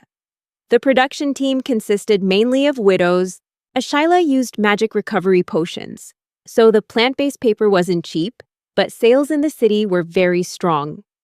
Even so, to this day, they still avoid his gate. One widow thanked Ashila with a radiant smile, and Ashila felt fond of them, realizing that the families who had lost their main providers in the battle could receive a small but meaningful reward. Then, he wondered what the next step should be. Gran got extremely excited to hear they were talking about equipment for the Valkyries, and asked why stop at a saddle when they could make a whole set of armor. Ashila agreed that armor was a good idea, but first, they needed to get a stable foothold, and he asked Gran to draw up a plan. Gran asked if Ashila couldn't ride a horse without a saddle. He replied that he realized the necessity of a saddle and armor during his one-on-one battle with Raymond. Many had fallen off their Valkyries, overwhelmed by the force of Raymond's sword strikes. If they had saddles and stirrups, he could have held on and endured longer. He said that if he could have just channeled the power of his lower body into his sword, he might have pushed them back, but he wanted to make riding easier for everyone else, not just himself and his brother, the part-timer. In any case, in combat, speed is the most crucial factor. Gran asked if they were going to be a cavalry unit. Ashila said that a cavalry unit would significantly boost their fighting strength. He mentioned that the Valkyries' horns were useful even without riders, but they wanted them to become a formidable force when mounted. So, he requested something that wouldn't be a burden to either the rider or the Valkyrie. Gran assured him to leave it to him and then rushed off to get to work. Ashila mentioned that there was one more thing necessary for Valkyries carrying people: horseshoes. Compared to their wild state, Valkyries carrying people and goods on their backs at high speeds caused their hooves to wear down quickly. So they fitted them with horseshoes to reduce the strain. He then went over to the Valkyries and told them to stand still for a moment. Ashila remembered that when they first started raising the pack animals, there was a difference in size between the ones he hatched and the wild Valkyries. However, the size of the horned ones he hatched remained constant. This meant that if they created a perfect mold for the hooves, they could mass-produce them through charms. So, he decided to make them out of hard bricks. He continued to craft and test various shapes until the Valkyries were satisfied, but the creatures still had trouble adapting.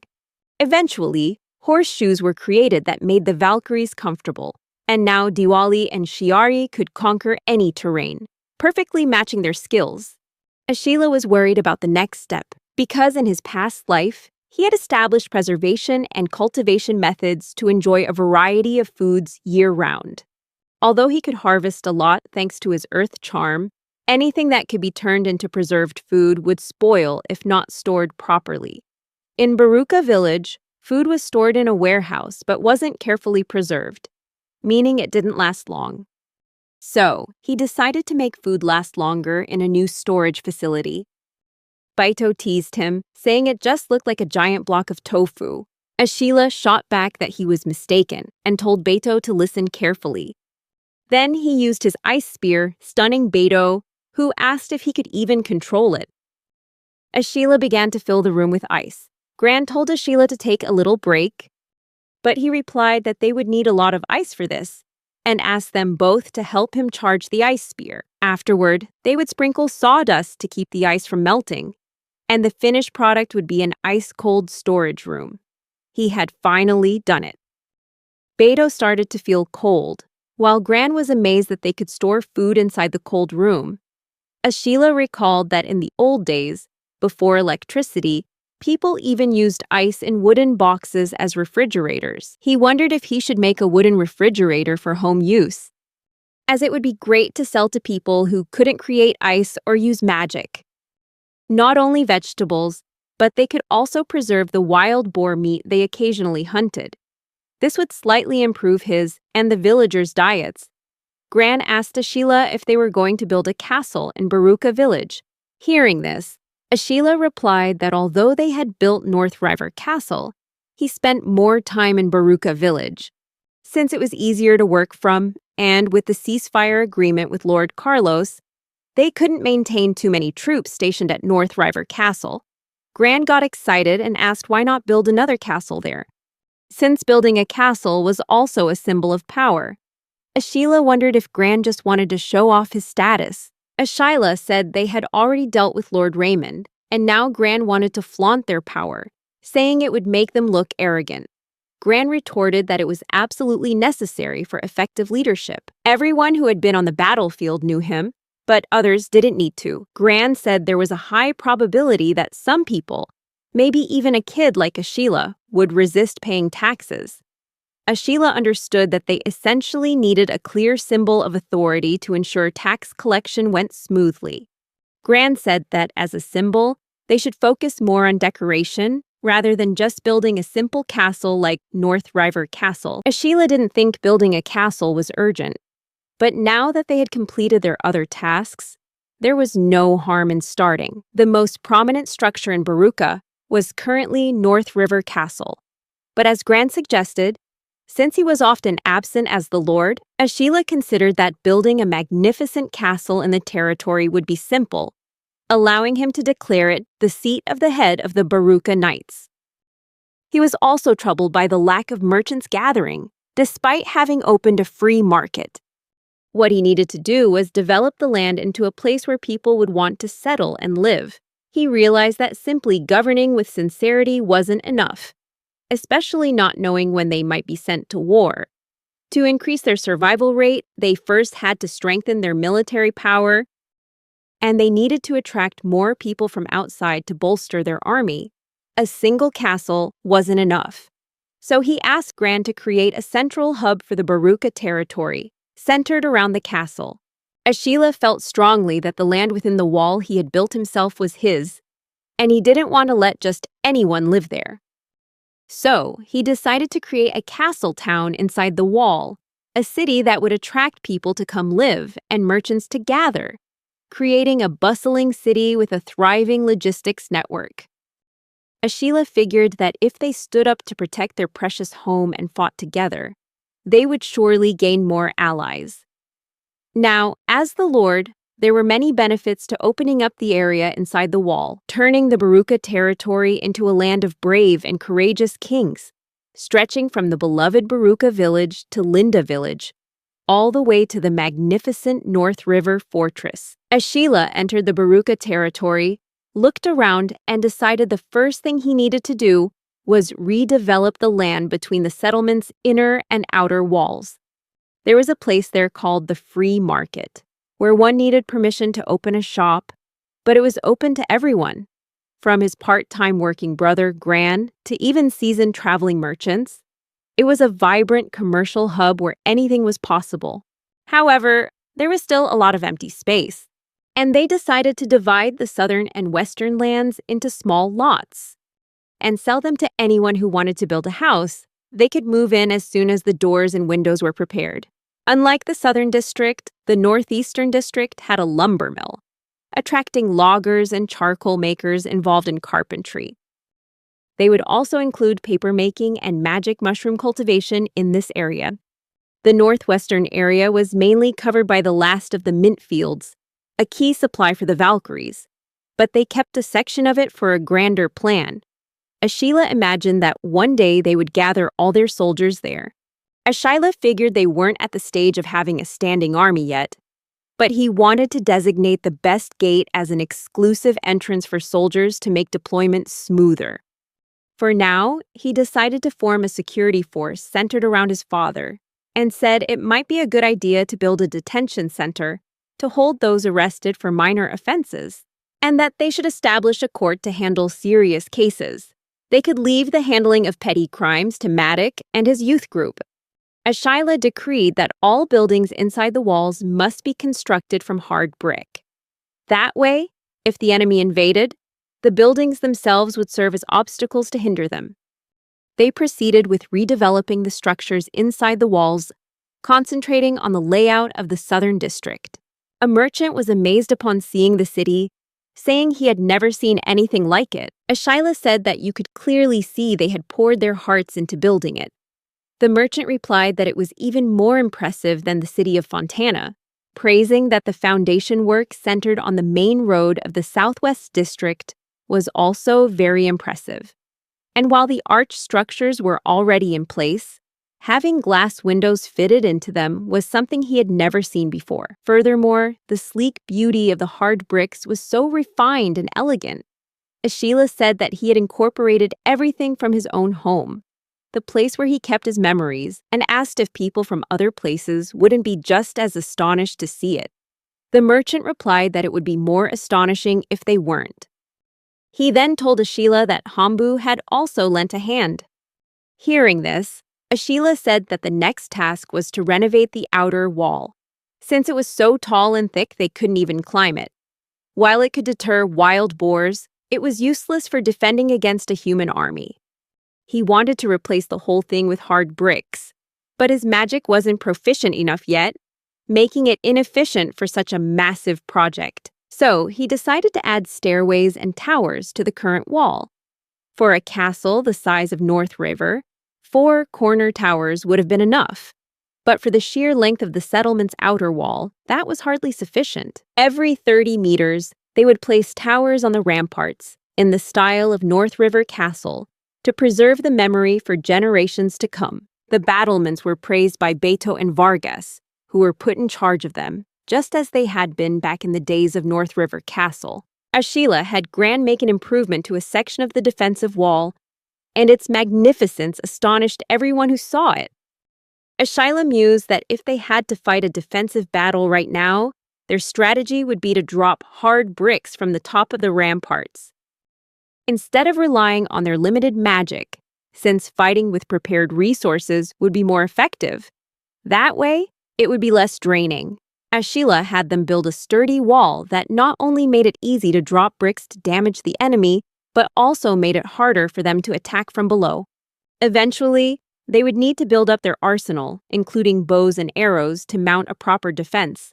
But for now, they had to make do with what they had. At that moment, Ashila was leaning against the bricks, wondering what the next step should be. He decided to have the large crew of woodcutters dig a 10-meter deep moat. Unlike at North River Castle, the water level here couldn't be low, which allowed for a wide, beautiful bridge and a large pathway. Ashila liked the atmosphere of a moat, but he had no choice but to install drawbridges on all 4 gates of the wall, wide enough for carriages to pass over easily. Maddox said that limiting the city's entrances was crucial for defense. They could gather people capable of creating ice lances and have them on standby to fire at enemies in an emergency. They could raise the bridges completely to block all entry and fortify themselves inside, establishing it as the unmatched heart of the Baruka Knights' territory.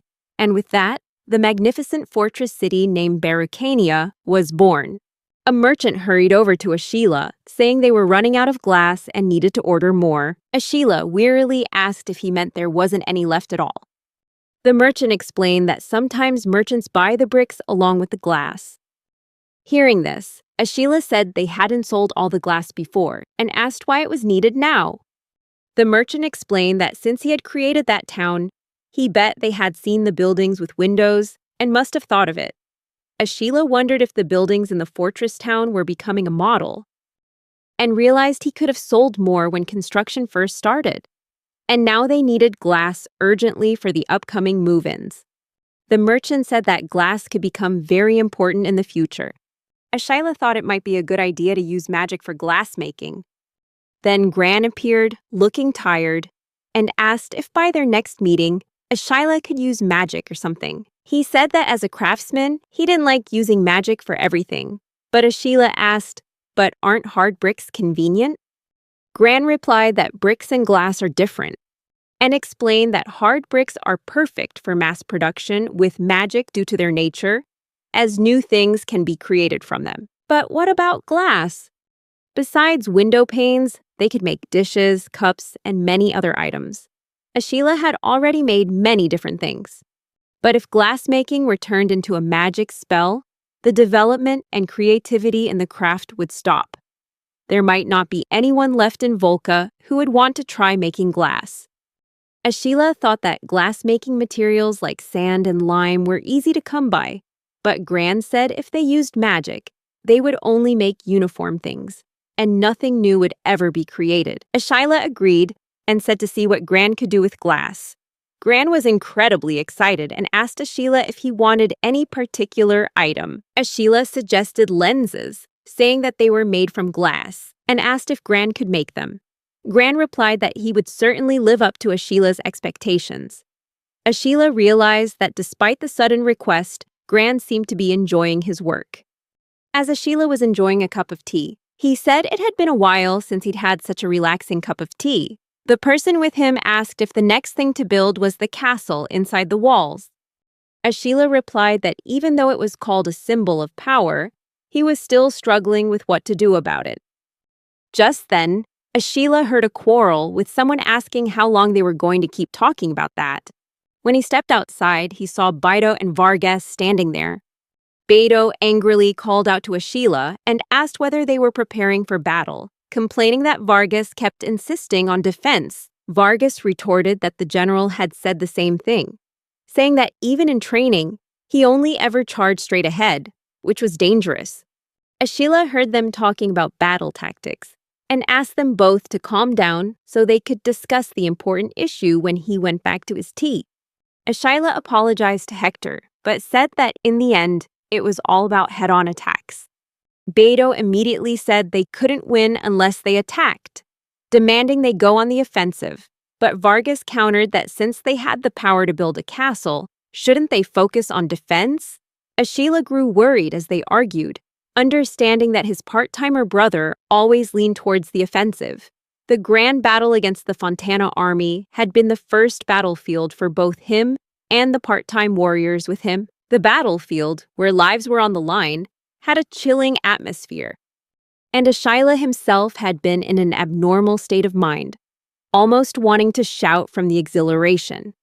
That was the very reason he had been able to act without hesitation. According to Beidou, they had defeated an enemy superior in both strength and numbers because they had focused everything on charging ahead, and they would continue to win with the same offensive tactic. Ashila realized that intense feeling of success wasn't something that would fade away easily. Beidou said that even though his younger brother was strong, he was still just a kid and lacked experience. Ashila recalled that time.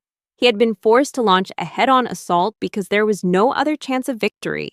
He never wanted to be forced into a frontal attack while outnumbered and outmatched again. However, Vargas's emphasis on defense was also questionable. Vargas suggested they should practice building fortifications on the battlefield for defense, but with the current situation, Ashila was left with no option but to focus on a defense that carried many risks.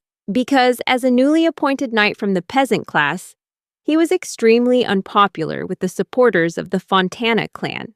Ashila understood that no reinforcements would come, even if they built and fortified a position on the battlefield.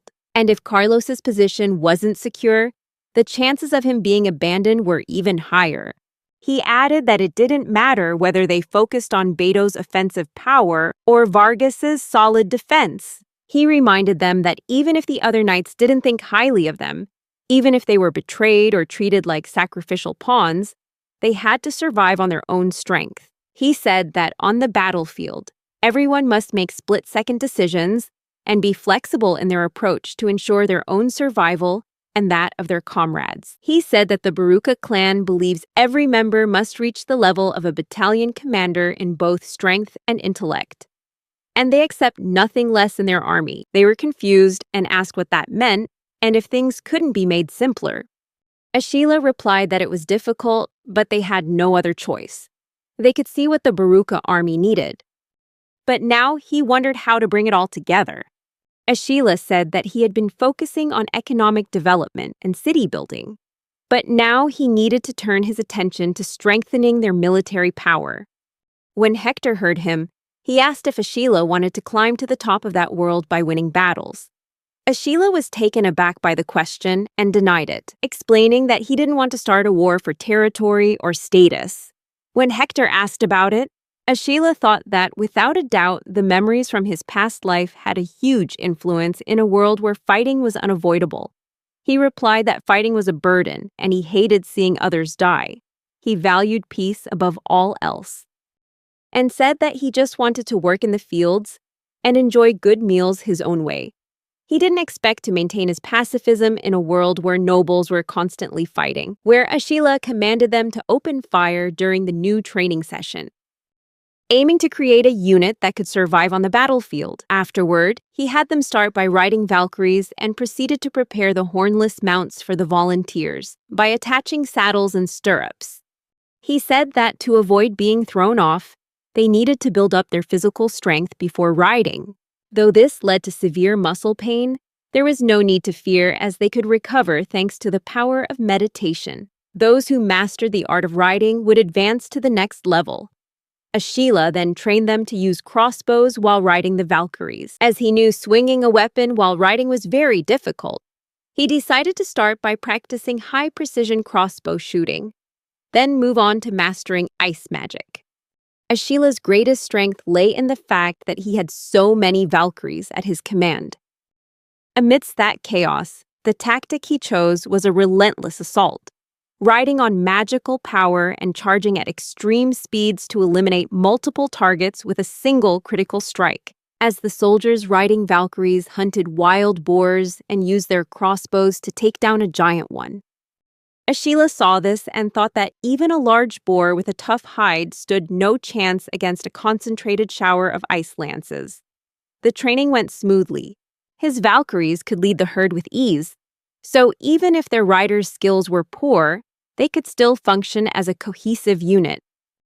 With perfect coordination, they looked like a single giant living creature. The Baruka army began its march as a corps of magical cavalry. Then Gran arrived with a wide grin, saying it was finally finished. He presented a spyglass to Ashila. Ashila asked if Gran had finished and wondered if he'd been working non-stop without enough sleep. Gran laughed and told him not to worry, as his samurai smiled reassuringly. Ashila advised that meditation was like magic, helping to replenish energy during sleep. So it was important to get some rest before working.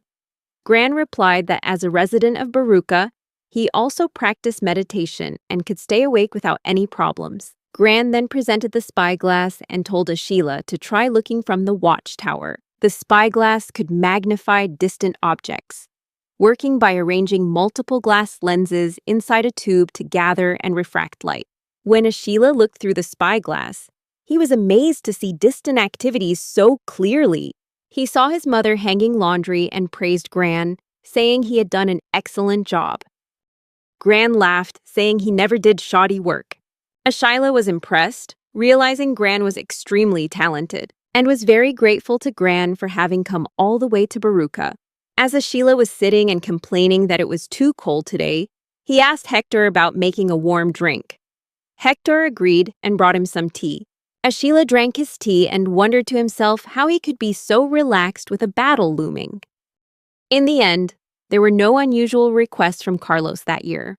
Although there were many skirmishes, the Baruka army did not participate directly in the fighting because the Baruka warriors were building a magnificent road toward the rebels' territory. In just a short time, they erected a fortress surrounded by 10-meter-high walls at a strategic location, which would become a key point in the battle. They fortified their position and prepared for the upcoming confrontation with the enemy, showcasing their growing defensive structures as soldiers gathered one by one, using the road to their advantage. With each passing day, the army grew stronger and more formidable, enough to make even the most resolute enemies surrender. However, there were a few exceptions where Carlos took command and dispersed them. Ashila also proposed that Carlos waive road taxes for the rebel-held lands, and thanks to the road he had built, the flow of goods within the Fontana domain improved significantly whenever they were summoned. Ashila told Carlos that since all the roads in the different regions connected to the city of Fontana, they would profit greatly if they exempted people and goods from taxes, allowing them to circulate freely. Carlos considered this, and Ashila realized it had breathed new life into the town of Fontana.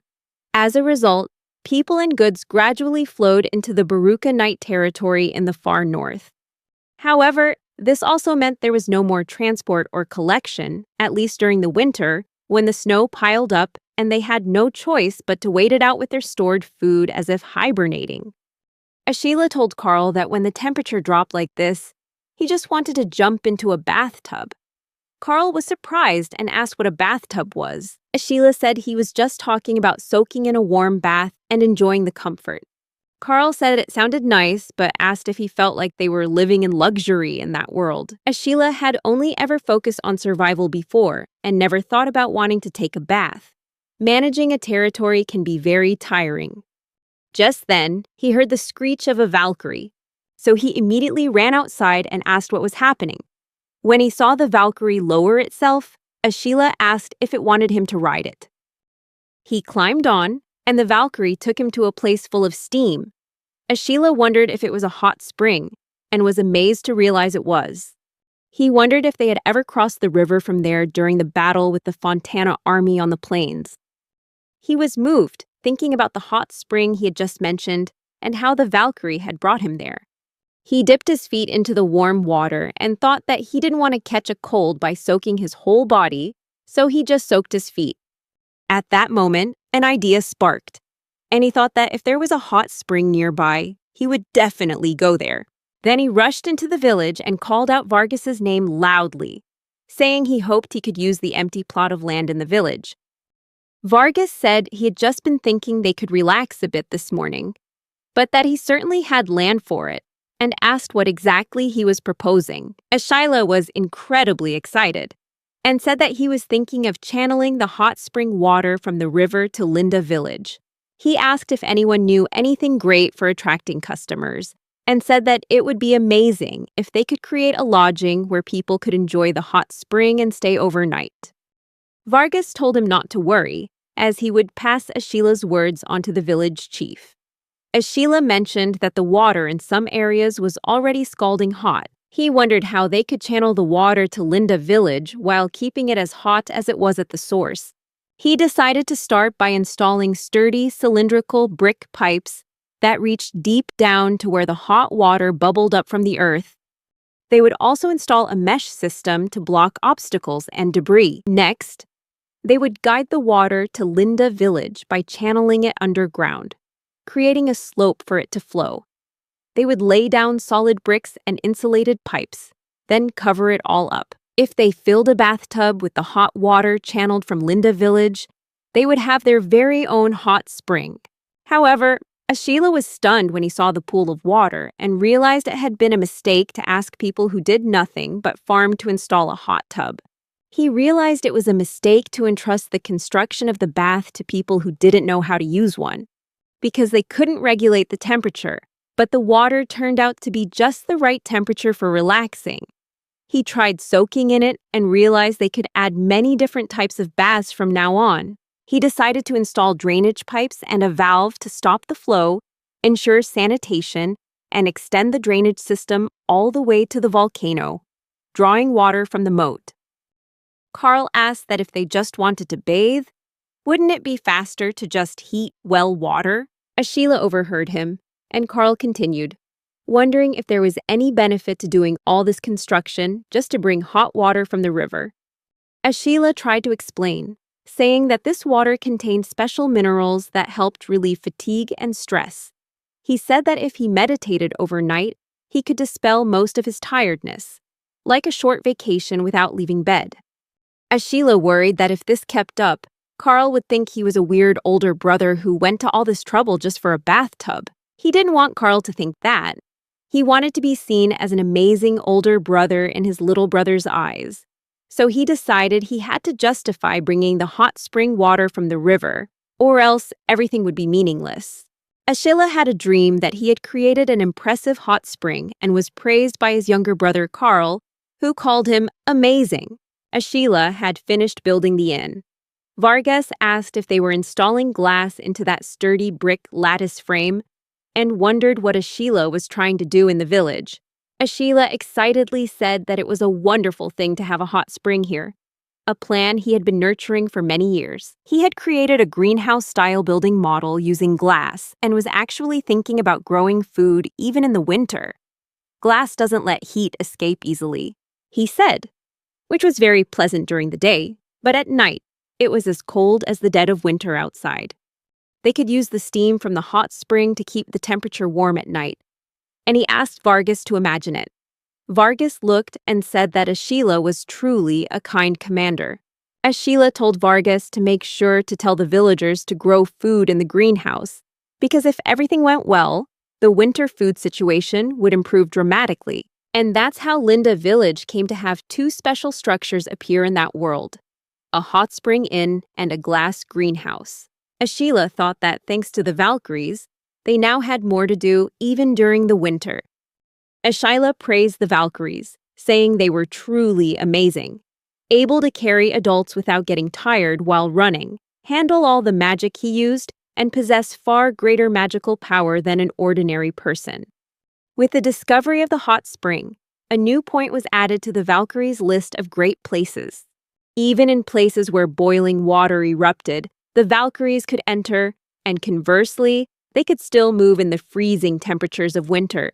Their ability to withstand both high and low temperatures meant they were biologically enhanced, meaning their survival range was very wide. As Ashila was hugging a Valkyrie, the merchant approached and asked what he was doing, clinging to it like that, then asked if they should prepare to leave. Ashila agreed, saying that winter was a great time for business when people's movements were restricted. The golden rule of business is to do what others don't. Their mint plants were growing safely in the greenhouse, so they decided they would sell sleds to traverse the snowy roads in the city of Fontana. Ashila tasted it and realized the flavor had improved, but it was still quite bad, especially since it was often sold cheaply due to its reputation as animal feed. The grateful merchant said that now they could eat fresh vegetables even in winter, and that it had saved them because their food reserves were running out. Winter in that world was truly harsh, especially in the countryside, where people sometimes died from having nothing to eat and even had to reduce the population before winter arrived. As usual, the eldest son was the family heir, responsible for facing all hardships, while the rest were kicked out and had to starve on the streets while looking for work. Unless they were wealthy, everyone struggled for food during the winter. Someone asked if he could spare at least a little for him, but the merchant refused and apologized, saying he would be back tomorrow. They were saddened and asked if there was anything left for tonight. Ashila told them not to worry, as there were plenty of Hatsuka plants growing in the Baruka territory, and during the winter, the Hatsuka transport team operated at full capacity. Hatsuka sales turned out to be more profitable than expected. Ashila had been using his magic all year, and now it was time to welcome the new year. Ashila was ready to start the new year with a bang, the big mission of the new year. As the lord of the Baruka Night Territory, Ashila stood there, thinking that the tradition of celebrating the new year in this land was still alive and strong. When the new year came, those who had been knighted had to pay their respects to the lord of Fontana Castle. There, they would line up in the great hall and greet each other one by one. As a newcomer, Ashila was made to wait until the very end of the gathering. Afterward, a standing party began in the banquet hall. Everyone looked at Ashila, wondering if he was the rumored peasant, and couldn't believe that Raymond had lost to him. They started gossiping about him, mentioning what they'd heard. They even sell low-quality vegetables in winter and questioned why their lord would grant land to such lowlifes when there were other knights who had achieved great things. It goes without saying that the key to becoming a knight is achieving great feats on the battlefield, regardless of one's background. The reality was that they were much better off than peasants who struggled for enough food or decent weapons, and it was more common for someone whose father was a knight to be appointed as one. Ashila realized the people there weren't peasants or commoners, but members of a privileged class. Ashila was the only one knighted directly by Carlos, and he wished he'd been allowed to bring at least one acquaintance from his office. The nobles said they had witnessed them using a type of magic different from the Fontana families, and that their fortifications were created quickly during mobilization, and he figured this must be the work of some of the nobles. Ashila was worried hearing all the criticism, but despite everything, no one dared to challenge his achievements. And that was certainly related to Raymond. Ashila was bored, so he decided to observe them. He focused his mana into his eyes and easily saw that those who seemed to have a lot of battlefield experience tended to have smaller amounts of magic, but of better quality. Through their battlefield experience, they had unconsciously refined their magical abilities, improving its quality. On the other hand, those who tried to curry favor with Raymond to advance in the ranks of the Magic Knights had average quality and quantity. Ashila thought about adding some magic training exercises for his men. Just then, he noticed something and wondered, what's with that person? She didn't look like she'd ever been in a battle, yet the quality of her magic was higher than the others, and the density of her magical power was unparalleled. While the knights had magical energy covering their entire bodies, he rushed over to that person and called out, asking if he could interrupt her for a moment. The person turned around and asked what it was. Ashila looked at her and said he just wanted to ask her something.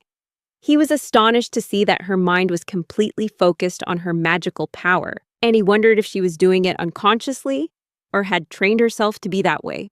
Full of excitement, Ashila asked for her name and where she lived, then said he wanted to know everything about her. The girl apologized, saying he was disturbing the other guests. Ashila got even more excited and said he wasn't asking for any strange reason. Just then, Carlos arrived and told Ashila that he really knew how to make an impression on women, approaching them right at the start of the new year. Carlos said he couldn't believe Ashila wasn't paying attention to the knights, but instead went straight for the waitresses and asked if it was because he had a hero complex. Ashila denied it, saying he didn't approach her just because she was a woman, but because he was curious about something else. Carlos remarked that it seemed he was interested in Lilina, and then asked Lilina to take Ashila to a private room and talk with him. Lilina looked worried as Carlos said she was always buried in her books and told her this was a great opportunity for her to make sure she entertained a guest properly. Ashila wondered if he had made things awkward and asked himself what the relationship between Lilina and Carlos was. Once in the room, Ashila said that it seemed Carlos was looking out for her. Lilina confirmed that she was related to Carlos by blood. Ashila realized they were siblings and wondered, even though their appearances seemed modest, there was something special about them. Lilina said that Carlos is the son of the former head of the family and no ordinary descendant. She said he has the grace of a swan and the strength of a lion, all wrapped up in a charming and powerful image. Her mother used to work as a maid in this very mansion. Ashila realized that although their hair color was the same, Carlos's demeanor and ambition were completely different from Lilina's quiet, humble presence. She was reserved and had a gentle air about her. Ashila thought Lilina's beauty was unparalleled and asked her why someone related to the head of the family was working as a maid. She explained that it's quite common for women born into noble or knightly families to be trained from a young age to entertain guests, but she had never worked as a maid before. She was always in her room reading books. Carlos couldn't stand to see that, so he suggested she entertain the guests at this New Year's party. She shyly said that was enough talk about herself and asked if he had any other questions. Ashila replied that he had been observing everyone's magic during the party and noted that Lilina's magic was focused entirely in her head. He asked if someone had taught her to do that. She denied it, saying she had never really thought about where her magic was located in her body. Ashila explained that his comrades channel magic throughout their entire bodies to enhance their physical abilities, while Vargas concentrates it on his skin to dramatically increase his defensive power. He told her that by concentrating on her brain, her memory, judgment, and speed of thought would improve significantly, and in terms of quality, it even surpassed that of the knights present at the party. Lilina asked if he thought it had something to do with talent and reading a lot of books. Ashila looked around and asked what kind of books she had there. Lilina said that because books are very expensive, many of them are difficult, like history books, which means it takes a long time just to decipher one. She added that parchment alone is costly and books are luxury items. Ashila hoped Lilina would explain the contents of those books to him in a way he could easily understand. Ashila asked if she had mentioned having a history book, telling her he didn't know much about the history of this world, and asked why the royal family that once ruled had grown so weak. Lilina asked if he was referring to the decline of the royal family and said she couldn't guarantee that her explanation would satisfy him, but asked for his permission to explain. She recounted that to the north, vast forests stretched out, while in the east, mountains towered high into the sky. To the west and south, there were fissures in the earth like canyons and swamps, but then a figure emerged to rule that peaceful land. The first king, known as the ancestor of the royal family, was an unparalleled mage. She added that they lived in a peaceful land, surrounded by nature with few external threats. She continued that the first king, using the church's naming system, recruited mages from various regions to serve under him, and became an absolute ruler by establishing himself as the Supreme Father, receiving an immense amount of magical power from his many descendants. However, after a few generations, the king became a tyrant, and some of the nobles rose up against him. The reigning king at the time, Nero, was furious and condemned the rebellious noble families. And over generations, the mages who served the first king and their descendants became the nobility that supported the throne, and that era lasted for a long time. She said that if the first generation mage king, who was an unparalleled sorcerer, had continued to rule, his dynasty might have endured. However, the tyrant Nero, the king at that time, was not a mage. Nero relied solely on his magical power, and saw his authority severely diminish after purging the nobles. Ashila was surprised, realizing that even at the pinnacle of the magical system, one's power could weaken drastically. He asked if King Nero had carried out a major massacre. Lilina shook her head, saying only a small number of nobles were purged. However, with that loss, the king's status plummeted. She spoke of a great magic that only the king could wield, and it was rumored to possess the power to destroy an entire city in a single use. As a result, that magic was lost. It seemed to Ashila that the very cause of their downfall was an over-reliance on magical power.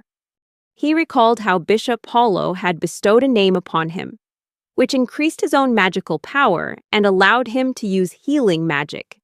In other words, his rank had risen. On the other hand, if the bishop were to stop supplying that magical power, his own would diminish, and he would lose the ability to use healing magic. Ashila realized that was how the system worked. Teaching spells like Scattershot or Ice Sphere to one's own children also posed a risk to the parents. Therefore, to maintain their advantage, parents would prepare a spell for their child that required an immense amount of the power they received, making the power drain on the parent unidentifiable. No one would dare confront a person who possessed the power to destroy an entire city in the blink of an eye. The royal family, at the pinnacle of the magical system, were the only ones who could use that great spell. Nero only realized the severity of the situation after losing this magic, and he began to re-establish relationships with the nobility. However, many nobles refused to accept a naming from the royal family, which caused the crown's authority to fall to their level. And few nobles would side with the royal family, who had oppressed them and lost their great magical power. Thus, when the royal family's tyranny ended, a new era of power struggles among nobles of equal standing began, and it has continued to this day. Ashila had never expected to hear such a detailed explanation from Lilina. Ashila asked Lilina how she could read that book when it was written in phrases instead of common words. Like in Japanese, he remarked that it was the language of official historical records. Lilina laughed and said if it were written out that way, she would be surprised too, adding that fairy tales written in normal language were probably much easier to read. Just then someone entered. Lilina called out to him, Leon, and asked what he was doing there. Leon said that he had heard Carlos was here, so he came by. Ashila realized that Leon had come to check on the situation. Lilina then introduced Leon to Ashila, saying that he was her younger brother. The two greeted each other, and Leon mentioned that he had heard about Ashila. Ashila said that if Leon was Lilina's younger brother, then he must be related to Carlos. But Lilina denied it, explaining that after having her first child, her mother remarried her current father and then had her younger siblings, like Leon, a beautiful and unique love story. Ashila was surprised to learn that, which meant Leon had no blood relation to Carlos. He said he had never seen Lilina talk so cheerfully with anyone before, which made her blush and tell him not to say such things. Leon said that he had been worried his sister's shyness might cause trouble, but it turned out to be an unnecessary concern. Ashila said that he had learned a lot about history and enjoyed talking about books with Lilina. Leon hoped Ashila would continue to look after his sister in the future. Ashila looked at Leon and realized they were both around 13 or 14 years old. But Leon seemed more mature, and his magical power was even greater than Lilina's, which made Ashila see Leon as dangerous. While they were talking, Ashila focused his gaze, gathering magical energy, and he realized that Leon had come to observe him. Ashila thought that he wanted to have a proper conversation with him one day. Lilina noticed Ashila muttering and asked what was wrong and what he was talking about. Just then, Carlos walked in and interrupted them, announcing that he heard Ashila had decided to get married. Ashila was stunned to hear that, while Carlos told everyone to pay attention, announcing that Ashila would be getting married, and that the wedding ceremony would be held in the spring when the snow melts. A panicked Ashila objected, saying he hadn't agreed to it. Carlos replied that everyone knew he liked Lilina, and pointed out that Leon had said he would be happy to help when asked to look after his sister. Ashila tried to explain that he only said he'd look after her. Lilina blushed and Ashila grew anxious. Realizing he seemed to be the only one who didn't understand what was happening, he told Carlos that he was only 10 years old. Carlos replied that for a noble, it wasn't strange to marry at this age, and that his position was still fragile. If he married Lilina, Ashila realized, this was what was known as a political marriage, giving Carlos a direct connection. He asked how Lilina and her parents felt about it. Ashila thought to himself that this was indeed a beneficial proposal for him, but he decided not to dwell on any objections for the moment. Carlos said that Lilina had understood what it meant to live in high society since she was a child. The uncomfortable feeling of having no real freedom, and that one day she would become a valuable pawn in the game of power. Carlos then said that Lilina had already received many marriage proposals, but depending on who she married, she might not even get the chance to touch a book again. Such is the life of one born into nobility. And that was why Carlos urged Ashila to make a decision quickly. As Ashila was leaving, he thought Carlos was just spouting nonsense, but he was still concerned about Lilina. Ashila felt like he was being set up, and that perhaps it was too soon. But he still remembered his conversation with Lilina, the first time he had ever discussed books with someone, and how happy it made him feel. He wondered how he was going to break the news to everyone. Beto made a strange face and asked if Ashila was really getting married before him, and to a noble princess no less, shouting that it was every man's dream. Ashila said it seemed Lilina and her handmaiden would be coming to Baruka with them, and perhaps he could find someone nice there, too. Beto got angry, declaring that he would continue to achieve great feats in battle and marry the most beautiful woman, telling Ashila to just, you wait and see. Their father appeared and said that Ashila had already achieved so much, but marrying a noble lady would be a great accomplishment. Everyone congratulated him. Hector said he thought Ashila wasn't interested in marriage, to which a blushing Ashila replied that he was only 10 years old. Because of that, he hadn't really thought about it before, and said that for Barricania, the benefits of the marriage were enormous, and Lilina seemed like a nice girl. Beto was furious when he heard that. Ashila said that it's true marriage has many benefits, and thanks to the marriage, the construction of the castles in Barricania that they had discussed with Gran was moving forward. Vargas asked if he hadn't already built North River Castle without permission, So why not just build a castle in Barucania? Ashila replied that the castle they were planning to build this time in Barucania was meant to display power through its extravagance. Hector realized that this was all part of the plan for the marriage proposal. Ashila agreed that they had to gather all of Baruca's resources to prepare the finest residence to welcome Lilina of the Fontana clan as his bride. And so, the construction of the massive castle began. The easiest part was showing off its height, but maintaining absolute control was a huge hassle. Only Ashila and his familiar household staff were allowed in and out of the house. Ashila wondered how to express the building's authority and realized it was better to avoid showing power based on the building's size alone. He recalled something divine and realized it was a memory from his past life, when gods and Buddhas often had halos.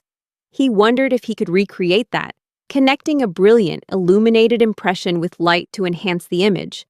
And then he had an idea. Gran, who was there, asked if he meant buying ordinary glass.